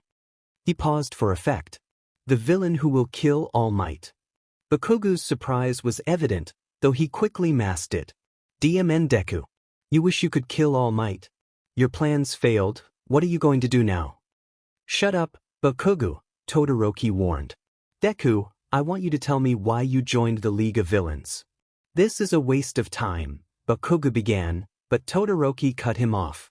When he first caught me, he said he'd hurt me, but he never did. But I think there's good in him. I want to find it. There was good in me. Izuku spat, losing his composure. But then you heroes decided to take it from me. What do you mean? Todoroki asked, furrowing his brow. Kaken. All Might. Even my own mother. No one thought I could make something of myself without a quirk. Look at me now. Wouldn't I make a good hero? It's too late for that though. Heroes aren't real. Villains aren't real. Only humans with sides to pick. And I've picked mine. Deku, it's not Deku. It's Izuku Midoriya. Izuku, Todoroki said gently, placing a hand on his shoulder. You can still change. In a sudden burst of anger, Izuku broke free from his restraints and kicked Todoroki in the face, sending him crashing to the ground. Bakugo reacted with a blast, but Izuku was quick, dodging the attack with ease. You think you're so much better than me? Midoriya said through gritted teeth. I'll show you how wrong you are. He punched Bakugo in the face, and Bakugo almost lost his balance. But only almost. He sent a blast into Midoriya's face, sending him falling to the ground. By then, Todoroki was back on his feet. 2 against 1.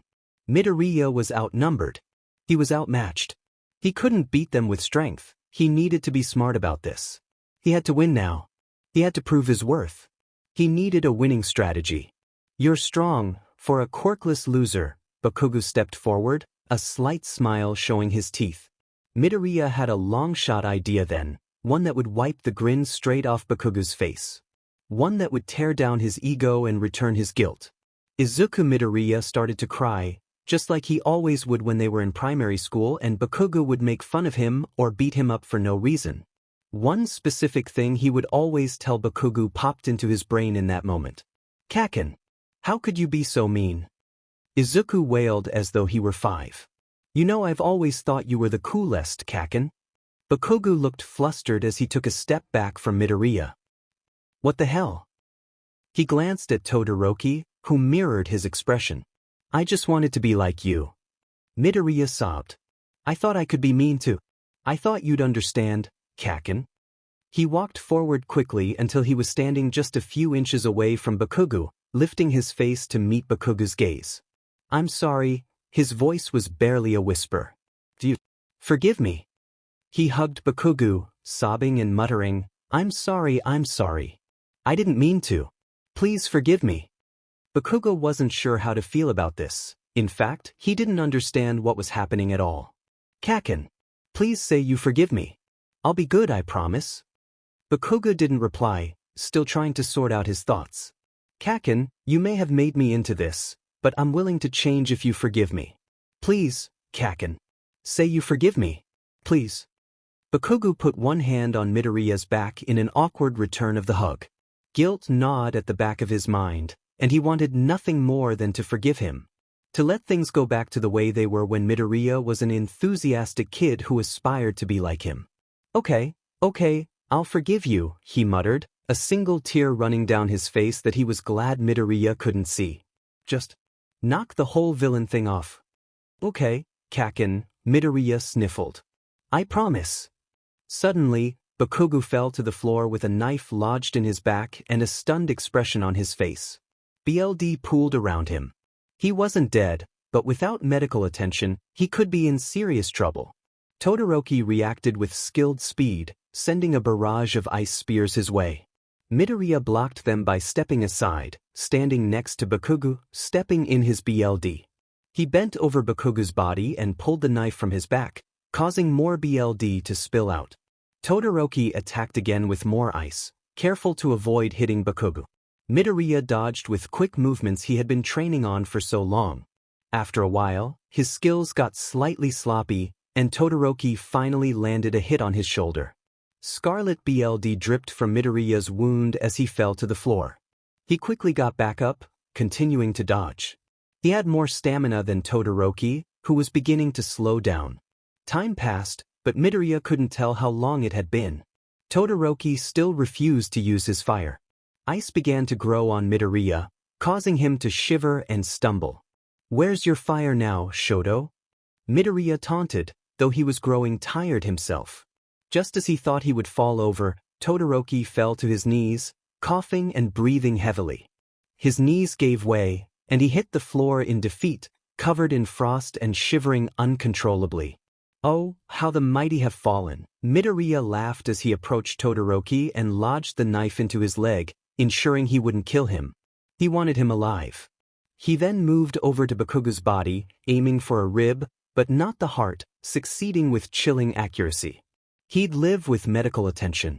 "I told you, Kaken," Midoriya whispered, knowing Bakugo couldn't hear him. "You'd regret it." Izuku Midoriya was never the strong type. He was much more muscular now, yes, but still skinny. He defeated his enemies through quick thinking and wit, and little brawn. He had an enthusiasm and determination that many others lacked. He worked hard constantly with ambition. He had qualities that no one could quite beat.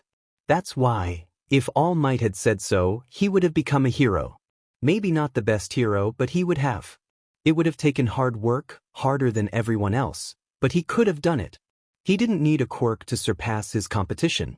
Perhaps that is why he was such a threat. But All Might never understood that. Kaken never understood that.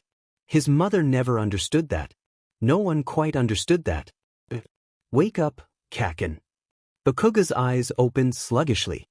He tried to move, but his body was racked with incredible pain, specifically in his back. He groaned in pain. He tried to touch his back, but his arm was stopped by a chain that held him down to a pole. Blinking the blur from his eyes, he looked around and spotted Deku, smug as ever, sitting on a chair with his leg crossed over the other. Bakugo scowled at him. "What did you do to me?" Then he remembered. Memories flooded back to him, and he recalled, with humiliation, allowing himself to be coaxed into Deku's trap. He had been crying for forgiveness, much like his subconscious had been crying for forgiveness from his guilt. He wanted so badly to forgive him. And he did. He forgave him. He wanted the old Deku back, the one who kept searching for his dreams despite what Bakugo told him. But he was sourly disappointed when he was met with a knife through his back instead. It was painful, yes, but beyond a physical extent. It revealed the reality of the situation. The old Deku was gone, replaced by a monster he had created. Everything was falling apart, and it was entirely his fault. It made him so angry, but he could only blame himself. He didn't think bullying someone could have this big of an effect. Deku spoke, breaking Bakugo out of his daze. Kaken, you don't remember. Please, Kaken, forgive me. Please." He mimicked Bakugo and then burst into giggles. His face suddenly hardened into a serious expression. "I'll make you regret the thought of forgiveness." "Damn it, Deku." Bakugo muttered, looking down at the floor in shame. Then he looked over at Icy Hot. He wasn't looking so good. He was covered in splotches of ice and shivering in his sleep. He must have overused his power trying to defeat Deku. Figures. The weakling won't even use his perfectly good power. Deku knelt beside Bakugo, who was slouching against the pole he was tied to. His chest was bare, the wound filled with cotton and wrapped in bandages. Bakugo's muscles tensed as Deku got close, so close he could feel his breath brush his cheek. "You'll be good for me now, right, Kaken?" Bakugo shifted away uncomfortably. "What are you getting at, you demon?" Deku quieted him with a soft kiss on the cheek, igniting a fire within him. His lips felt gentle and smooth, as though they still held a bit of his former self. "Shush now," he whispered gently, as though soothing a child. "Sleep and regain your health." Bakugo turned his face to keep Deku from seeing his embarrassment. He felt flustered despite the situation. He cursed under his breath, wanting to stay awake just to spite him, but the weight of exhaustion pulled him into unconsciousness. Todoroki woke with a start, jerking up into a sitting position, only to be stopped halfway by restraints. He hit his head on the pole he was attached to, a shock of pain running down his spine.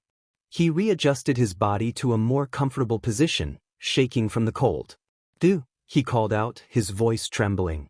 Ah yes, Todoroki. Deku replied, standing but not moving closer. What do you plan to do with us now? Todoroki asked, bitterness creeping into his voice. He decided to warm himself with a bit of fire. Steam appeared around him as the ice on his skin slowly started to fade. Well, we wait of course, Deku smiled, slowly stalking towards him. Your precious little mentor, All Might, will come for you, won't he, Todoroki? He knelt down to meet Todoroki's gaze. The multi-haired boy lit up in surprise, quickly hiding it. I don't know what you're talking about, he muttered quietly. The League knows who you are. And so do I. You're going to replace All Might, aren't you? Todoroki glanced at Bakugo in paranoia, but he was asleep. His secret was safe. He hung his head low and muttered, if he still wants me. He had no idea if he even deserved to be a hero after this whole ordeal. He had been beaten and didn't even have a quirk. But then again, he doubted he'd even be alive after this. How come you didn't use his little power in battle? Deku asked curiously, a hint of anger in his voice. He found it unfair. He didn't even have a quirk, while Todoroki had 3, 2 of which he wouldn't even use. Did he think he was too good to utilize his full power? Did he take it for granted? Then, Todoroki did something neither of them expected. He began to speak candidly, revealing the truth to Deku. The hero decided that if he was going to face the end, then what did it matter what he said? All Might. He hasn't given me the power yet. He says I need to get my own power under control first. Specifically my fire. I still refuse to use it, though. All Might can't sway me. Interesting. If you didn't have family issues, you might have made a great All Might someday. Wait, but you'll be dead before you get the chance. He stood up and turned to walk away, but then reconsidered and turned back to Todoroki with a wide smile. If you obey me, though, you get to live a little longer. He sat down next to him, forcing Todoroki to meet his gaze. The first rule is don't talk back to me. You wish I'd listened to you. Todoroki shouted, frustration evident in his voice. Deku smirked and pulled out a knife from his pocket. Manners, Shoto, he pouted. Ah, but I guess you never really had the chance to learn them. It's okay, I'll teach you. He wordlessly cut one of the buttons off Todoroki's shirt. The boy gave him a questioning look, silently asking, what are you planning to do? Deku ignored him and continued, exposing the upper half of his chest. Todoroki struggled against his restraints, trying to move away. Deku lightly pressed the knife to his chest, carving a heart into his skin. BLD began to seep from the lines. Todoroki had no idea how to respond. Enough, he muttered, biting his lip to suppress a gasp of pain. He didn't want Deku to see how much it hurt. Ah, you don't like my gesture of affection. Enough, he repeated, anger in his voice. It's okay, Todoroki, it'll all be over soon anyway. Deku replied cheerfully, his smile unsettling. You'll pay for this, Deku. Todoroki growled, shaking with a mix of cold and anger. I'm sure I will, Deku said patronizingly, patting Todoroki's head as if he were a child. You should get some rest. He walked away, a triumphant smile still on his face. The days that followed were difficult for everyone except Deku. A week had passed since their defeat at the warehouse. Bakugo wasn't doing well. His wound had become infected the day after his encounter with Deku.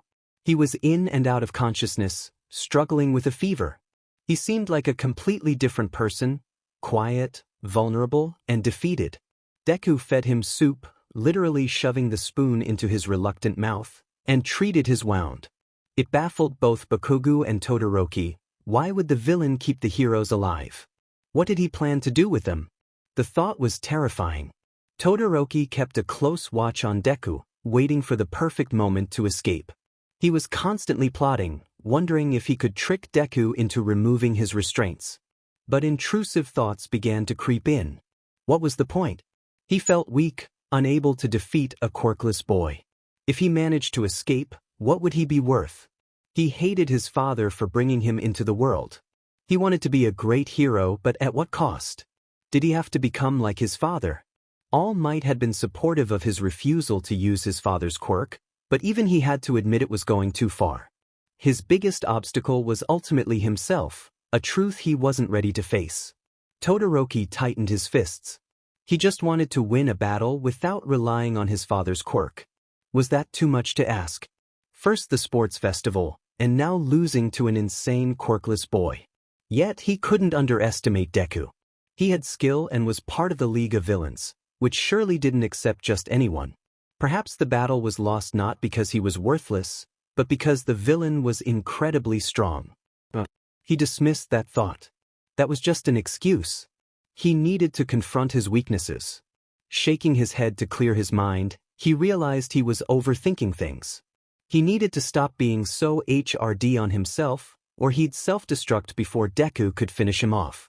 Todoroki looked up to see Deku sitting a few meters away, staring at him as if he could see through him and into his internal struggle. Bakugo was fully awake now, narrowing his eyes at Deku. He opened and closed his mouth, as if wanting to say something but uncertain how to proceed. Finally, he spoke. "Your mom's been looking for you, you know," Bakugo said after a long silent moment. Deku snapped his head over to Bakugo, looking bewildered and caught off guard, as though he couldn't fathom the idea of his actions affecting anyone. He felt like a speck in the world, worthless. Todoroki couldn't help but feel a pang of empathy. He understood that feeling of worthlessness. Deku seemed to transform, as though Bakugo's words made him human. They stirred emotions within him. Todoroki's first impression of Deku was that there was still good in him, that he was a lost soul with the potential to be something more. However, that hope faded when he witnessed Deku stab Bakugo in the back, literally. Yet, as he watched the boy change before his eyes, that hope resurfaced. It was a strange thought to Todoroki that Deku had a mother. He seemed so corrupted that he could easily believe he was born in darkness. "What?" Deku's voice sounded smaller, cracking slightly. "She came over to my house one day crying because of what you did," Bakugo continued. "She sent the police to look for you. You're the kid on the back of the milk carton. She spent every day hanging up missing persons signs and searching. My mom told me she started seeing a therapist about it. She hasn't been the same." Deku's expression changed, and it looked like he was holding back tears, as if remembering something painful. In that moment he appeared less like a villain and more like a broken child. Todoroki longed to understand the full story but decided to keep his questions to himself and listened. "She never believed in me either," Deku muttered with bitterness, as if convincing himself he had no reason to feel guilty about leaving his mother. "She never believed in me," he whispered repeatedly, forcing the words to be true. "She still didn't deserve that, Deku." Bakugo spat. "What would you know? You don't even know her." Deku retorted. "I can do what I like. She can't control me." "From what it looks like, you can't control yourself either," Todoroki chimed in bitterly. Despite feeling sympathy for Deku, he felt the need to be rude. Deku shot him a death glare, momentarily lost for words, then sat on the ground beside his chair, stewing in emotion and muttering under his breath. Bakugo, overwhelmed, drifted back into unconsciousness, preferring it to being present in the room any longer. "Deku," Todoroki called. When he didn't answer, he said it again, louder this time, "Deku." He finally turned his head lazily. "What?" Malice filled his voice, as if he were the one trapped. "I want a rematch battle," Todoroki stated firmly. "You against me." The old Deku returned, smiling with a sinister intent, seeming to recover from his daze. He nodded and stood up slowly, approaching Todoroki without suspicion. "Why don't you use your fire, Shoto?" he asked as he began to unlock his restraints. "It'll make the battle more interesting." "I can beat you without my father's quirk," Todoroki spat back. "And you have no right to call me Shoto."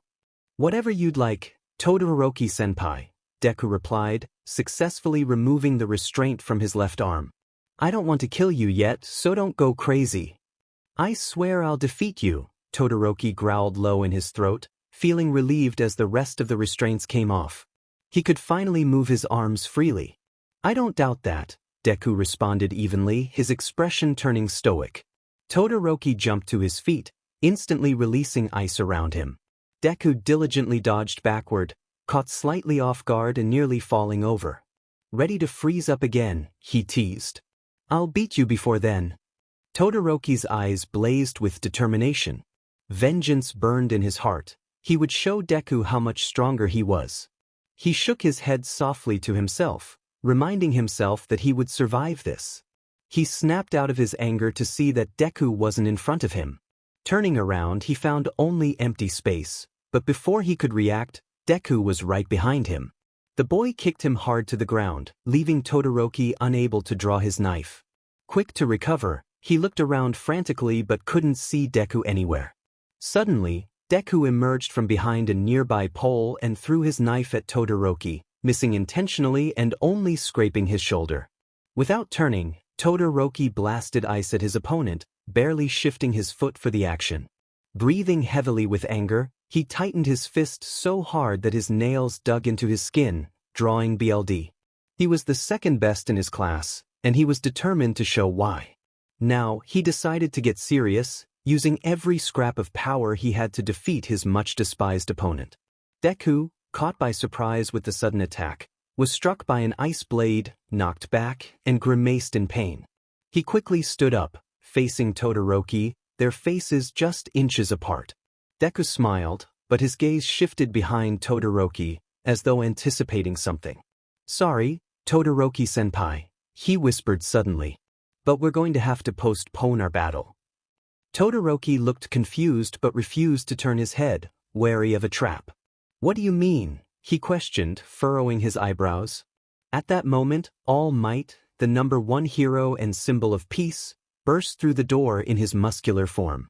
However, in the next instant he reverted to his skeletal appearance, just as Deku had first seen him on that building long ago.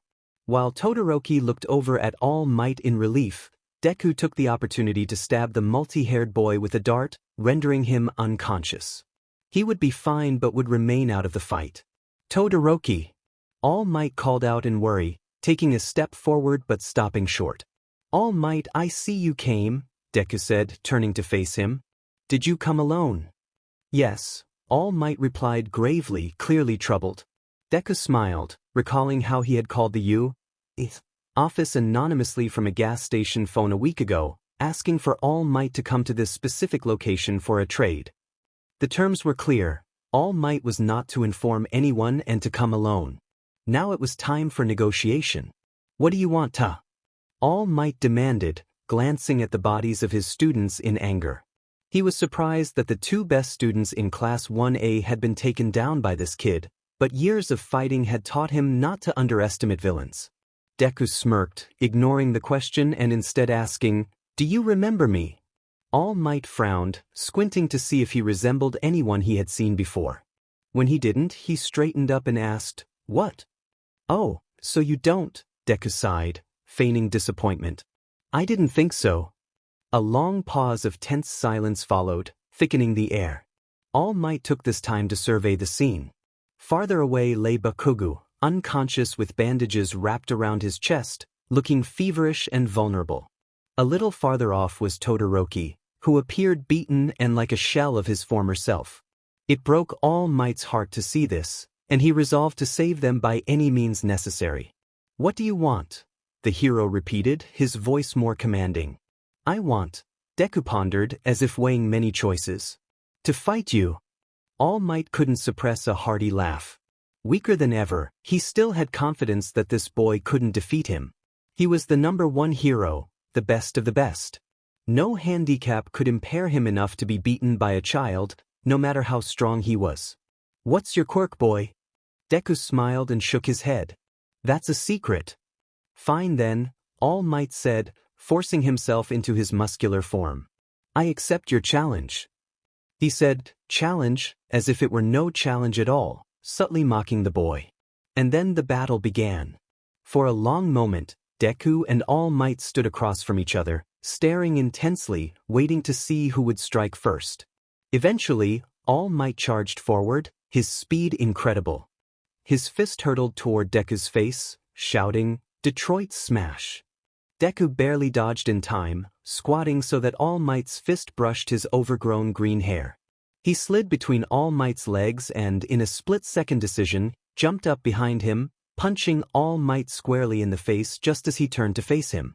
All Might barely budged, his expression remaining stoic, but blood trickled from his mouth, indicating that Deku's punch had made some impact, however small.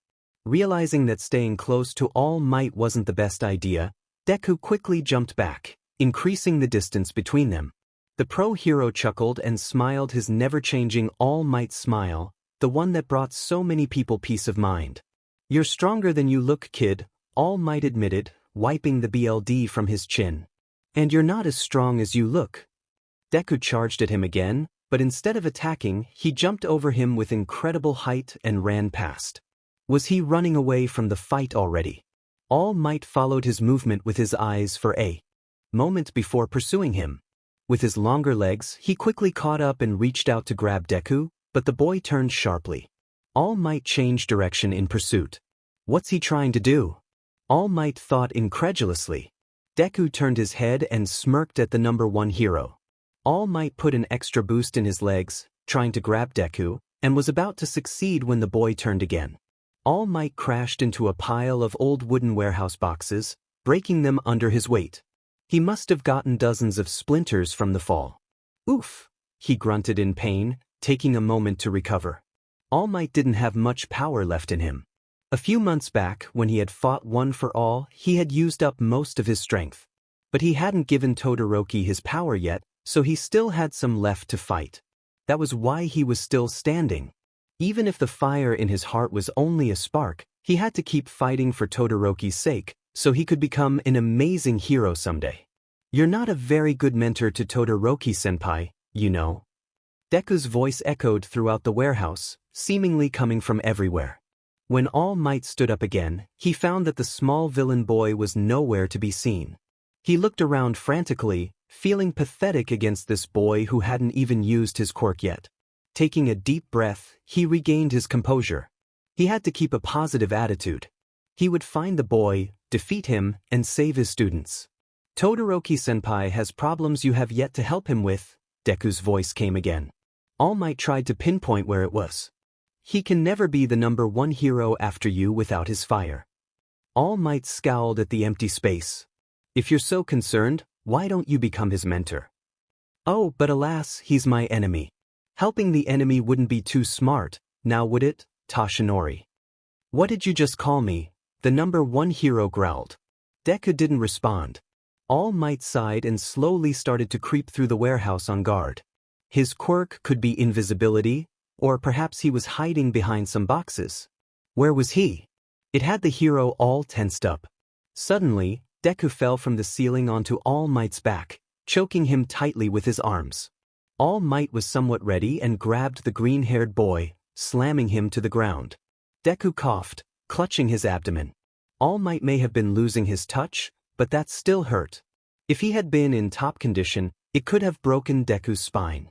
It took Deku several long moments to recover, cursing himself for letting that opening go to waste. He soon regained his footing, only for All Might to hover over him, seemingly as tall as a giant. All Might landed a Detroit smash into his shoulder, causing him to fly a few feet and land with a pained cry. Through the pain, Deku forced himself to his feet and hopped away from All Might, distancing himself from the brute force displayed. He breathed heavily for a moment. In that minute, he felt his strength wane. He lost his will to be composed and menacing. All Might could see his true self, scared, wide-eyed, heart-racing, shrinking back like a kid. He was just a scared little kid. That's what Deku thought at that moment. What was the point of pretending to be a confident villain? He wondered if he should just surrender now. He had gotten too cocky, and now this was it. The pain in his shoulder and back sent off alarms in his brain telling him to get away. His sudden change in attitude must not have gone unnoticed by All Might, because instead of attacking, he simply stared at the young boy as he figuratively crumpled. Deku took a deep breath, and then another, clearing his mind of fear. It didn't matter if he was injured, if he lost, or if he was defeated. He just wanted to fight All Might after all. He had no end goal, nothing holding him back. He straightened his back, sending a shock of pain running down his spine. He flinched but pushed through the pain. Taking a pained step forward, he looked into All Might's eyes and regained his composure. "All Might," he said calmly, his voice unwavering. Do you still not remember me? The green-haired boy's gaze turned stoic, almost robotic, as he stared into All Might's confused expression. The hero seemed to be in deep thought, likely questioning, "Do I know him?" "I'll give you a hint." The intimidating persona of Deku was returning, his voice steady and confident this time. "Without a quirk. Not happening, kid." His tone was filled with anger and mockery, his face reflecting his disdain for the number one hero. Suddenly, he was back on top of a city building, staring at All Might, his greatest inspiration. Despite All Might's current form, hope and desperation filled him as he longed to hear the words that would affirm his dreams of becoming a hero. The breeze tousled his hair as the world seemed to hold its breath, waiting for the answer alongside Izuku. But when All Might told him he couldn't follow his dreams, that he was a lost cause, it changed everything for Izuku. Hearing this from the hero who always smiled in the face of danger sealed his fate. All Might's face twisted in remembrance as he recalled the day he crushed Deku's dreams. Guilt flooded through him as the pieces of the past began to align into a clear picture. All Might, the greatest hero in the world, has always taught everyone that anything is possible. That anyone can be a hero if they try hard enough. But, of course, except for the quirkless green-haired boy. It's been, what now, 17 months. Oh, but it probably didn't take you long to forget me. That wasn't entirely true. All Might had thought about what he said to the hopeful boy. Did he say the right thing? He had been anxious about it for a month, often lying awake at night contemplating his words. He didn't believe the quirkless boy could succeed in the world of heroes without accepting his limitations. Yet it made him feel guilty, wondering how his words affected the boy. Did they make him quit or work harder? Apparently, neither was the answer. It turned the boy into a villain. After a month of constant reflection, the guilt had subsided, replaced by casual curiosity about what the boy was doing now. All Might froze. What could he do? This situation was his fault. He had turned this boy into the monster he was.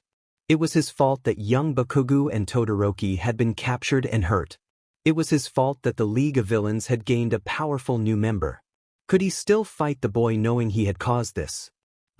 Is poor All Might feeling guilty? You're the one who created who I am. I could have been a hero or a doctor or something important, but here I am, spiting the world. And the world deserves it. If they can look at the number one hero and say, "We love you," without knowing who you are, then they deserve to see you fall. As Deku spoke, he slowly approached All Might, who was too distracted by the boy's words and his own emotions to notice. All Might looked mentally defeated. Shaking his head to clear it, he prepared for another Detroit smash. The punch was slower due to his shaken state and was easily dodged. With that, Deku decided he was done playing around. He approached All Might in one big stride, swiftly taking out a knife. But instead of stabbing him, he opted for a sleeping dart. Moments later, All Might was unconscious. "Just kidding," Deku smirked. "There's no way I can take away the chance to torture you, All Might." He injected a chemical that paralyzed All Might's body, leaving only his head free. Not taking any risks, Deku tied him up with chains he found in a warehouse. He secured All Might to a beam, just as he had done with Todoroki and Bakugo. It was a difficult task, considering All Might was at least 3 times his weight. But after a long struggle, Deku succeeded in restraining him. He couldn't believe that he had completed this task, but he had. Insane. He had captured All Might, the symbol of peace. It felt unreal. It was good though. Deku had once been a scared little boy who cried easily, failed at everything, and was too weak to stand up for himself when he was bullied. But look at him now. He managed to prove everyone wrong. He did it. It felt surreal.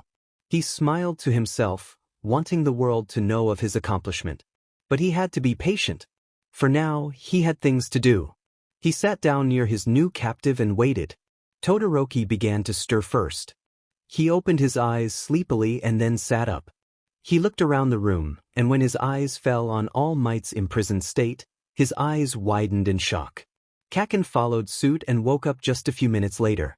He sat up and looked at Todoroki, following his gaze until he noticed the third hostage in the room. No, Todoroki thought in sheer panic. Kaken's reaction was similar, filled with dread. Deku laughed at the look on their faces, pale and wide-eyed. He approached Kaken, staring at him intensely. "You're next," he whispered fiercely. He then walked by Todoroki, chuckling as he said in a low, intimidating voice, "You'd think your mentor would put up more of a fight."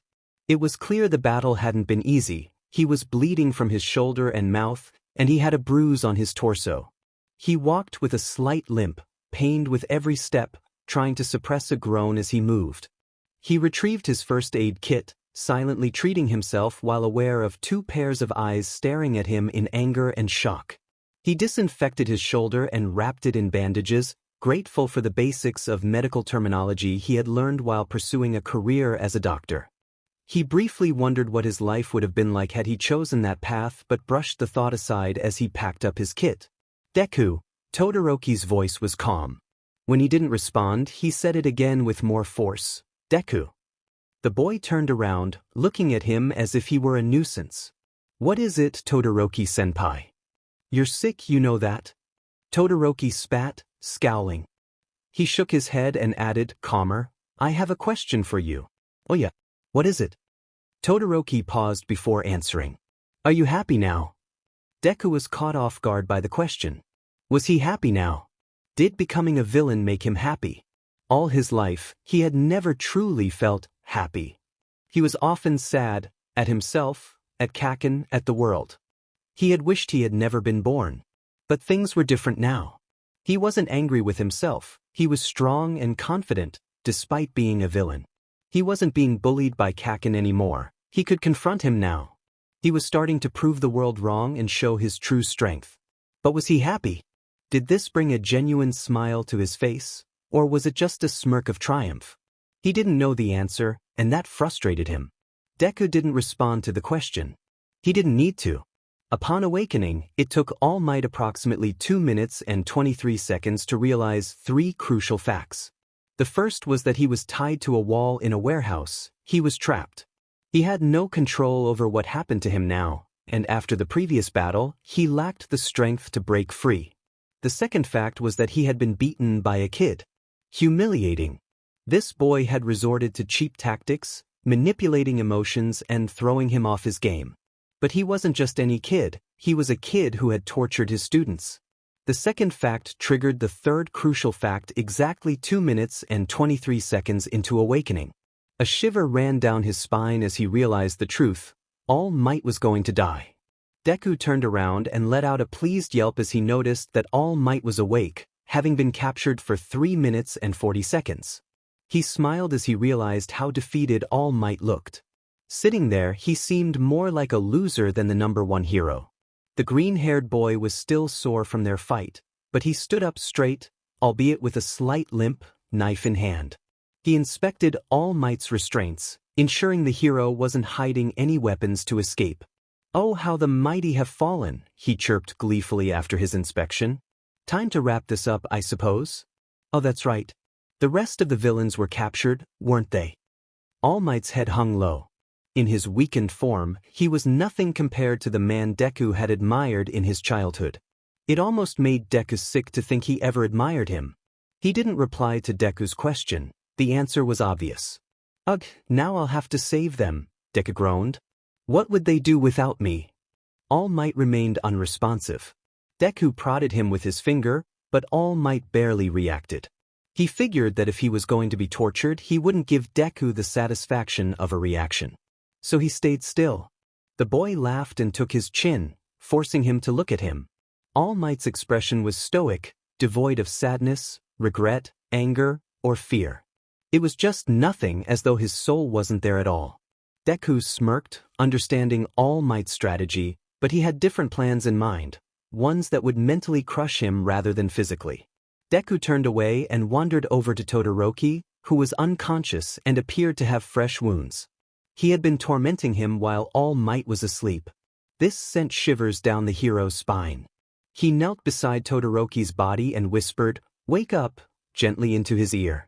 Todoroki's eyes opened sluggishly, and when they met Deku's, they dilated with fear. Deku had become the embodiment of fear and failure in Todoroki's mind. "Leave me alone," Todoroki whispered, shutting his eyes tightly. Why don't you just kill me? Good idea, Todoroki-senpai. Deku exclaimed, putting his hands on his face as if praising a child. Let's make a show out of it for All Might. How do you want to die? Strangled, maybe. Do you want to be screaming in pain or crying in pain? Oh, but if you're being strangled, you can't scream. Crying it is, then. What do you want from me? All Might shouted from across the room. Deku chuckled and shrugged. To see you suffer, of course. I'm not one to hold a grudge, so I suppose there really isn't a reason. Not much time left, and might as well enjoy my last day. Your last day? All Might echoed, bewildered. Just enjoy the show, All Might, Deku hummed. Now Todoroki, you'll be the first to die. Then, Bakugo. It'll be fun to kill him. Todoroki was silent, clearly not wanting to die, but he didn't struggle. He let his fate be, feeling as if he were already dead. Deku turned his head to smile at All Might before picking Todoroki up by the neck. He began to strangle him, looking into his scared eyes. Tears welled up, and Todoroki struggled to breathe. All Might couldn't bear to watch this. He was the #1 hero, he couldn't let this happen. He had to help. Wait! All Might screamed. Please wait. Don't kill him. I'll do anything. Deku dropped Todoroki carelessly, and he fell to the floor gasping for air, clutching his throat. Once he calmed down, he looked at All Might with a concerned gaze that seemed to say, don't do it. Anything. Deku smirked. Anything, All Might repeated slowly. Okay, Deku said, stroking his chin as if pondering his next words. Then I want you to. He glanced at Todoroki, then Bakugo, and back to All Might. An idea sparked in his eyes. I want you to give Todoroki-senpai your power before you die. All Might blinked, confused and flustered. What? You know, give him your power so One for All can live on forever, he elaborated, waving his knife. That's what you want, isn't it? So then do it. When All Might didn't respond, Deku removed Todoroki's restraints and gingerly picked him up, carrying him to the pro-hero. Todoroki was half-conscious and too weak to struggle. Now do it. He laid Todoroki's body on the ground next to All Might. He unrestrained one of his arms to do what was necessary. Deku took a step back, away from the hero's reach. The skeletal figure of All Might pulled out a small clump of his blonde hair. He has to swallow my hair, he told the villain. Deku nodded and shook Todoroki into full consciousness. He seemed distant, as if he were gone on the inside, but still present physically. He looked tired and overwhelmed, as if he had given up. It was heartbreaking to see. All Might, what's going on? He sounded like a scared child pleading for reassurance. All Might did not provide it, because that would be a lie. It wasn't all right, but right now it didn't need to be. Todoroki, this is it for me, okay? All Might began, his voice cracking. My last job as your mentor. Eat this. You'll get my power. You'll be the next All Might. I'm sorry I couldn't have been of more help to you. I have a word of advice for you now, don't be like your father. Don't let him control you. Your fire quirk is yours, not his. With that, you'll become the greatest hero of all time. All Might. Tears formed in the rims of Todoroki's eyes. I can't be like you. I don't think I'll ever be as good as you. No. You'll be better, he insisted. Just do things your way, young Todoroki. And remember to always smile in the face of danger. All Might smiled and Todoroki understood. He smiled. He hugged his mentor for the last time and then stepped back. He looked at the blonde hair in his hand, and despite the situation, he wrinkled his nose as he consumed it. It tasted like hair, not power, and he felt no different after eating, except for the bad taste in his mouth. All Might, he said, his voice thick with emotion. Thank you. The villain, Deku, smiled. You're free to go, Todoroki. He didn't use the honorific, he was serious. Todoroki was free. Maybe if he was fast enough, he could get help. Deku moved to the entrance of the warehouse and pushed open the big doors. Sunlight poured into the otherwise dreary room. The darkness disintegrated into light, symbolizing freedom, joy, and happiness. Everything Todoroki thought he'd never have again over the past week. He looked at All Might one last time. The hero didn't look sad, but content. Todoroki understood why. He had been through so much, he must feel at peace with leaving the world now. In any case, he would enjoy his afterlife. A small, weak smile graced All Might's face. The boy then turned around and never looked back as he bolted out of the warehouse. He used his fire quirk as a boost and blasted forward with abnormal speed. Todoroki glanced around and realized he wasn't far from UA. He could see it in the distance. He looked himself over as he ran. He was covered in his own blood from head to toe. He needed to hurry before he passed out. After a week of being tortured, malnourished, and mentally drained, he felt like his body could collapse at any moment. If he died in the process of saving All Might, so be it. Sorry, All Might. He reached the gates of UA in 5 minutes and began to slow down to open it. He did, and he trekked through the grass of the school. Slower, slower, slower. Then he fell to the floor. He had lost too much blood. Just before his eyes closed and he was engulfed by darkness, he thought he heard footsteps. Maybe it was just his imagination. Meanwhile, as the villain watched Todoroki speed away, he turned to All Might. "Well, I did it," he said to no one in particular. "My mission was to kill the symbol of peace, and I'm going to. I did it. No one believed in me. But they were wrong. Imagine that." He walked around the warehouse slowly, flipping the knife in his hand and catching it with ease each time. "I didn't even need a quirk." Deku smiled at that. "I beat everyone with simple strength, wit, and determination. I guess I could have become a good hero after all, All Might. Only hatred allowed you to progress this far. As a hero, you would have crumbled." The green-haired boy frowned, but he didn't show how much that truly bothered him. After all of this, the pro-hero still didn't think he was worthy. The villain shrugged. "Oh well, guess we'll never know. But anyway, how do you want to die, All Might?" The pro-hero didn't answer. It seemed he had been doing that a lot lately. Torture takes too long, and it appears Todoroki may be calling for help. So I'll make this quick. He moved across the room to the unconscious body of Bakugo, kicking him harshly, causing him to jolt awake. He sat up, wide-eyed and groggy. "What?" he grumbled, glancing at All Might. "Watch the show," Deku said with a wicked, cruel smile. Without a moment's hesitation or warning, he twisted his body to face All Might, took a knife from his pocket, and threw it in All Might's direction. It landed in the hero's head. It was a clean hit. All Might's body convulsed in a short fit of pain, and then nothing. The light faded from his eyes. No tricks, no loopholes. He was dead. Bakugo stared in disbelief. His eyes were wide, his pupils dilated in pure shock. He gaped at the body of the hero he had grown up admiring. He had once said he would surpass All Might. He couldn't do that now. No one could. Because he was gone. And when Bakugo thought this, something broke inside of him. Deku bellowed a hysterical laugh, clutching his abdomen and doubling over. "Oh my God! The look on your face. I'm sorry, I know I shouldn't be laughing, but it's just so funny. All Might's dead just like that. It was like squashing a bug."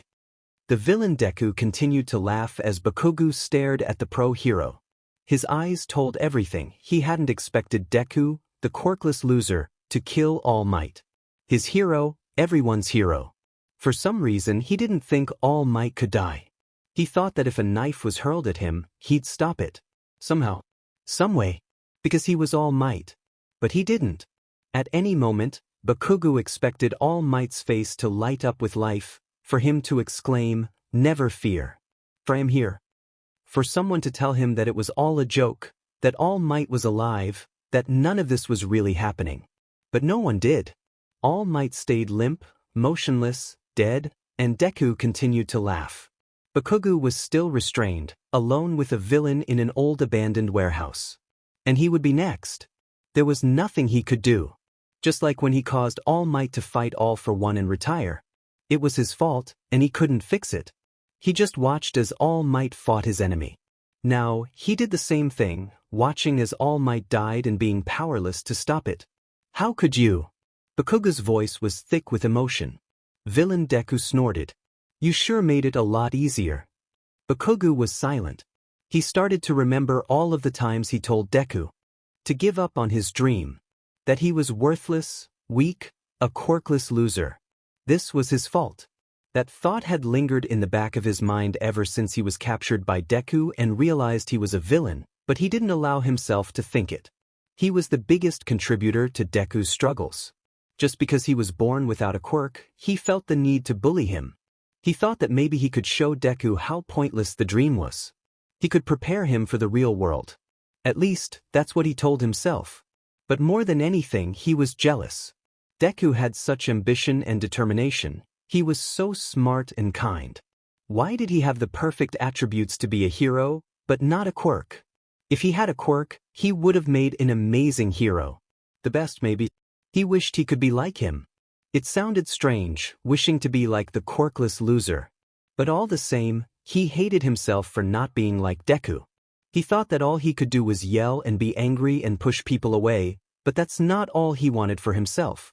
He was so set in his ways he couldn't change. So he took all of that out on Deku. He crushed the boy's spirit. He didn't deserve to have such determination. He wasn't going to be a hero. Bakugo, yes Bakugo, always sort of secretly admired Deku for never giving up. He put the smaller boy through a lot, but he always saw through it and only worked harder for his impossible goal. And then Deku did give up, and he threw his dream away. It made Bakugo's heart ache at the thought that he gave in to all of his taunts. He stopped wanting to be a hero. So he chose the next best thing. A villain. And Bakugo couldn't be angrier with himself. Okay, Kaken. You're next, I guess. I'll kill you and then get out of here. Bakugo was silent for a long moment. He just stared at the ground, an odd look on his face. One that didn't suit him was that sadness.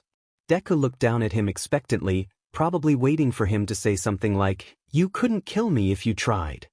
But he didn't say anything. Until he did. Deku. Izuku. I'm sorry, okay? Deku wanted to ignore him. He wanted to let him break inside and not give him a single glance. But perhaps it was the way his voice crumpled that made him look over at Bakugo. And when he did, he was shocked. Bakugo was crying. Actual tears streamed down his face faster than he could wipe them away. His expression was angry and frustrated. He tried desperately to stop, but the more he did, the more he sobbed. It was a terrifying sight. At first, villain Deku was going to snap at him, but something about seeing his enemy, the boy he knew all his life as a bully, sobbing and trembling, made him pause. It made him soften. He opened his mouth to speak, but he was beaten to it. "This is my fault," the blonde boy continued, his voice shaking and quiet. "I just wanted to be like you. You looked like a hero. And I looked like the villain. That's so ironic now." He could tell how hard it was for Bakugo to be speaking like this. He almost never talked about how he really felt. He always masked his feelings with anger and shouting. It seemed the easiest way to get through social interactions.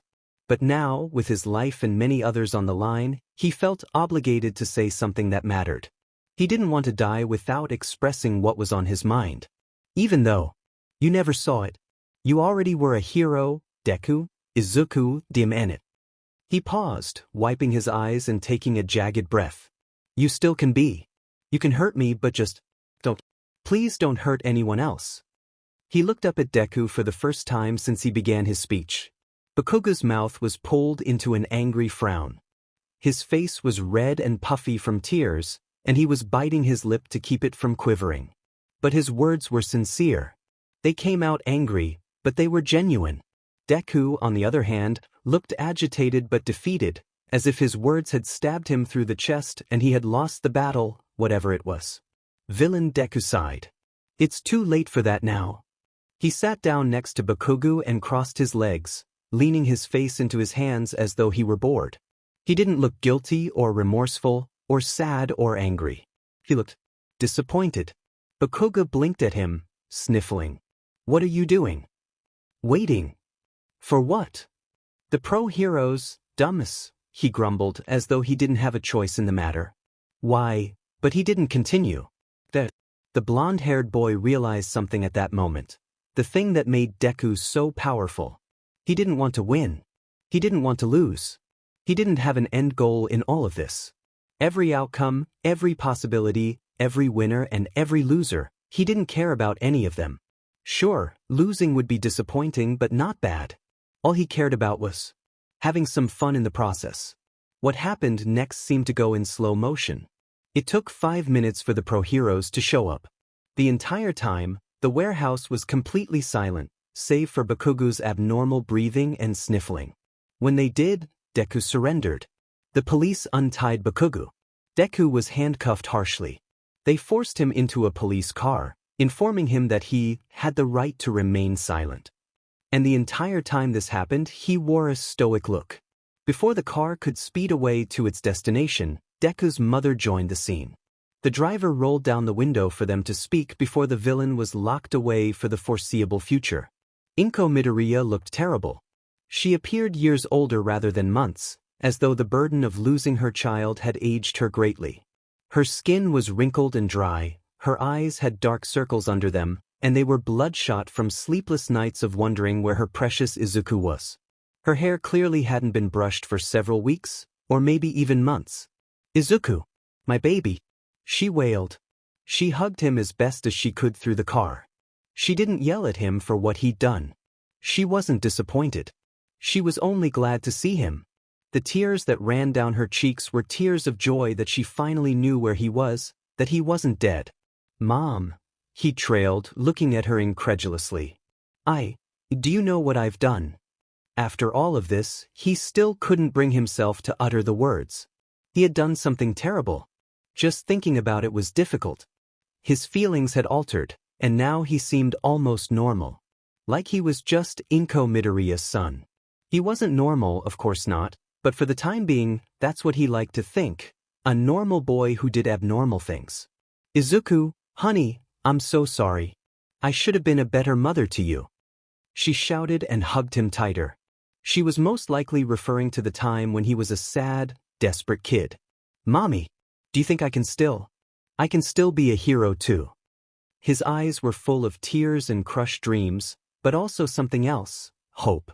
He wanted someone to tell him that yes, he could still be a hero. That he still had hope. That anyone could be a hero if they tried hard enough. And he could too. "Oh, Izuku, I'm so sorry," was all she said as she collapsed into a hug. Hope shattered. She didn't believe in him. No one did, not even her. Izuku thought that if anyone would believe in him, it would be his own mother. He was wrong.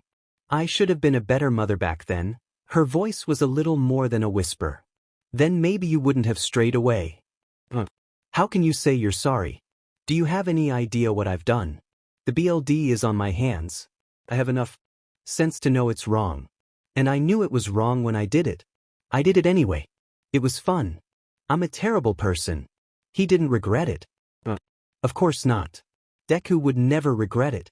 Maybe Izuku would, but that part of him was dead along with the hero he once admired. The world without its #1 hero. He smiled internally. He liked this new world. He loved it even. And he was glad he created it. "It's okay, Izuku," her voice sounded strained. "I'll visit you from time to time, okay? I promise." She finally let go of her son, gave him a soft kiss on the forehead, and then stepped back to let the car drive away. The driver, a police officer, kept glancing in disgust at the villain who had killed All Might. He looked just as shocked as the rest of the world would be once they found out. All the while, Todoroki was being treated in a secure hospital. He was in a coma, and once he woke up, he would undoubtedly fall apart upon hearing the news of his mentor's death.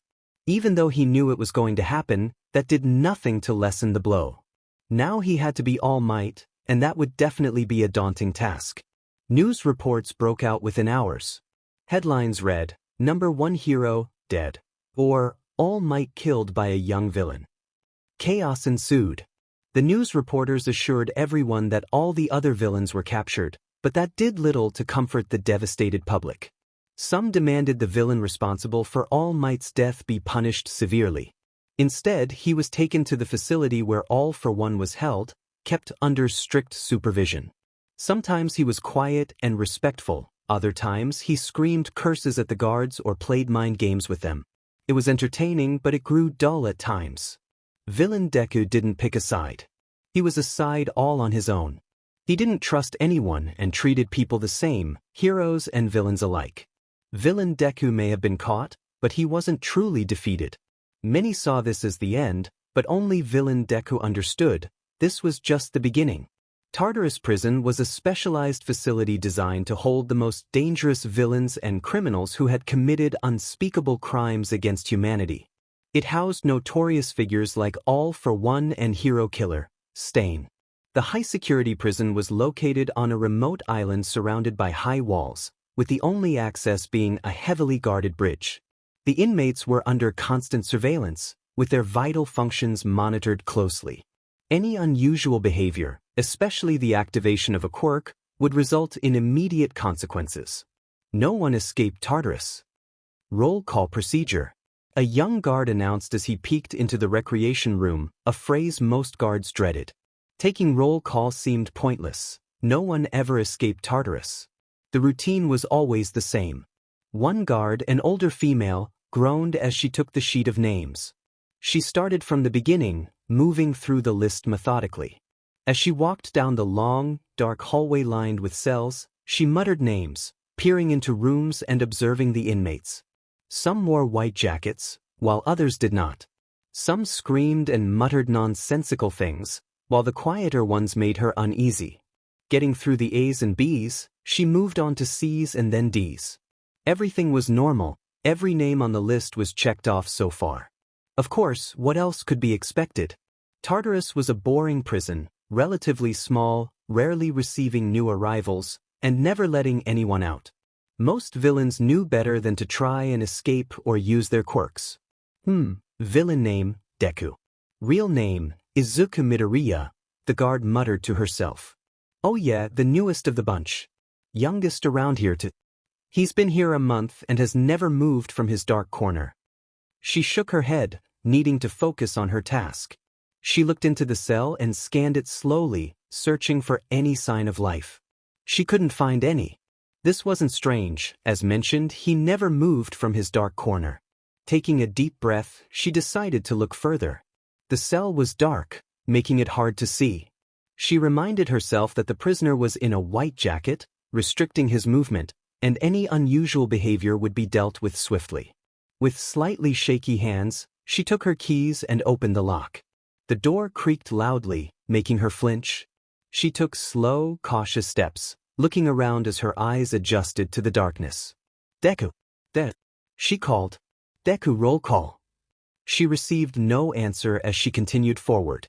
As she stepped on something small, like a pebble, she stumbled slightly but regained her balance. Once steady, she bent down cautiously and picked up what she had stepped on. She squinted to see what it was, and when she did, she gaped at it. Tooth, she said incredulously. It was a tooth. A bloody tooth. She heard a noise from ahead of her, in the darkest corner of the cell. Taking a deep breath, she approached the dark corner. It was empty. The only thing there was another tooth. Another bloody tooth. The guard bent to pick this one up as well, and suddenly felt a searing pain in the back of her neck that quickly spread throughout her body before engulfing her in darkness. Within moments, she fell to the floor. Laughter echoed throughout the hallway, faint giggling that seemed to come from nowhere and everywhere at the same time. The villains in the cell heard it, the guards in the recreation room could hear it, and the workers in the camera room could hear it as well. The cameras, usually filled with unmoving images, now showed glimpses of white and green. Some captured what appeared to be a face before going static. One by one, the cameras turned off, went static, and died out. Red alarms started going off throughout Tartarus Prison. There had been a break. For the first time ever, a prisoner had escaped. The newest prisoner, Izuku Midoriya, had gotten away. 5 minutes later, so had All for One. 5 more minutes later, after a thorough search of the entire prison, everyone was sure they were gone. Yet another 5 minutes passed, and a young guard, checking to ensure everyone else was in their cells, swore he heard laughter. Giggling. It came from all around him. From above, beneath, behind, in front, and all sides. Terrified, the young guard barged into the recreation room, telling everyone what had happened. Not many believed him, but there was yet another thorough, though reluctant, search. Nothing.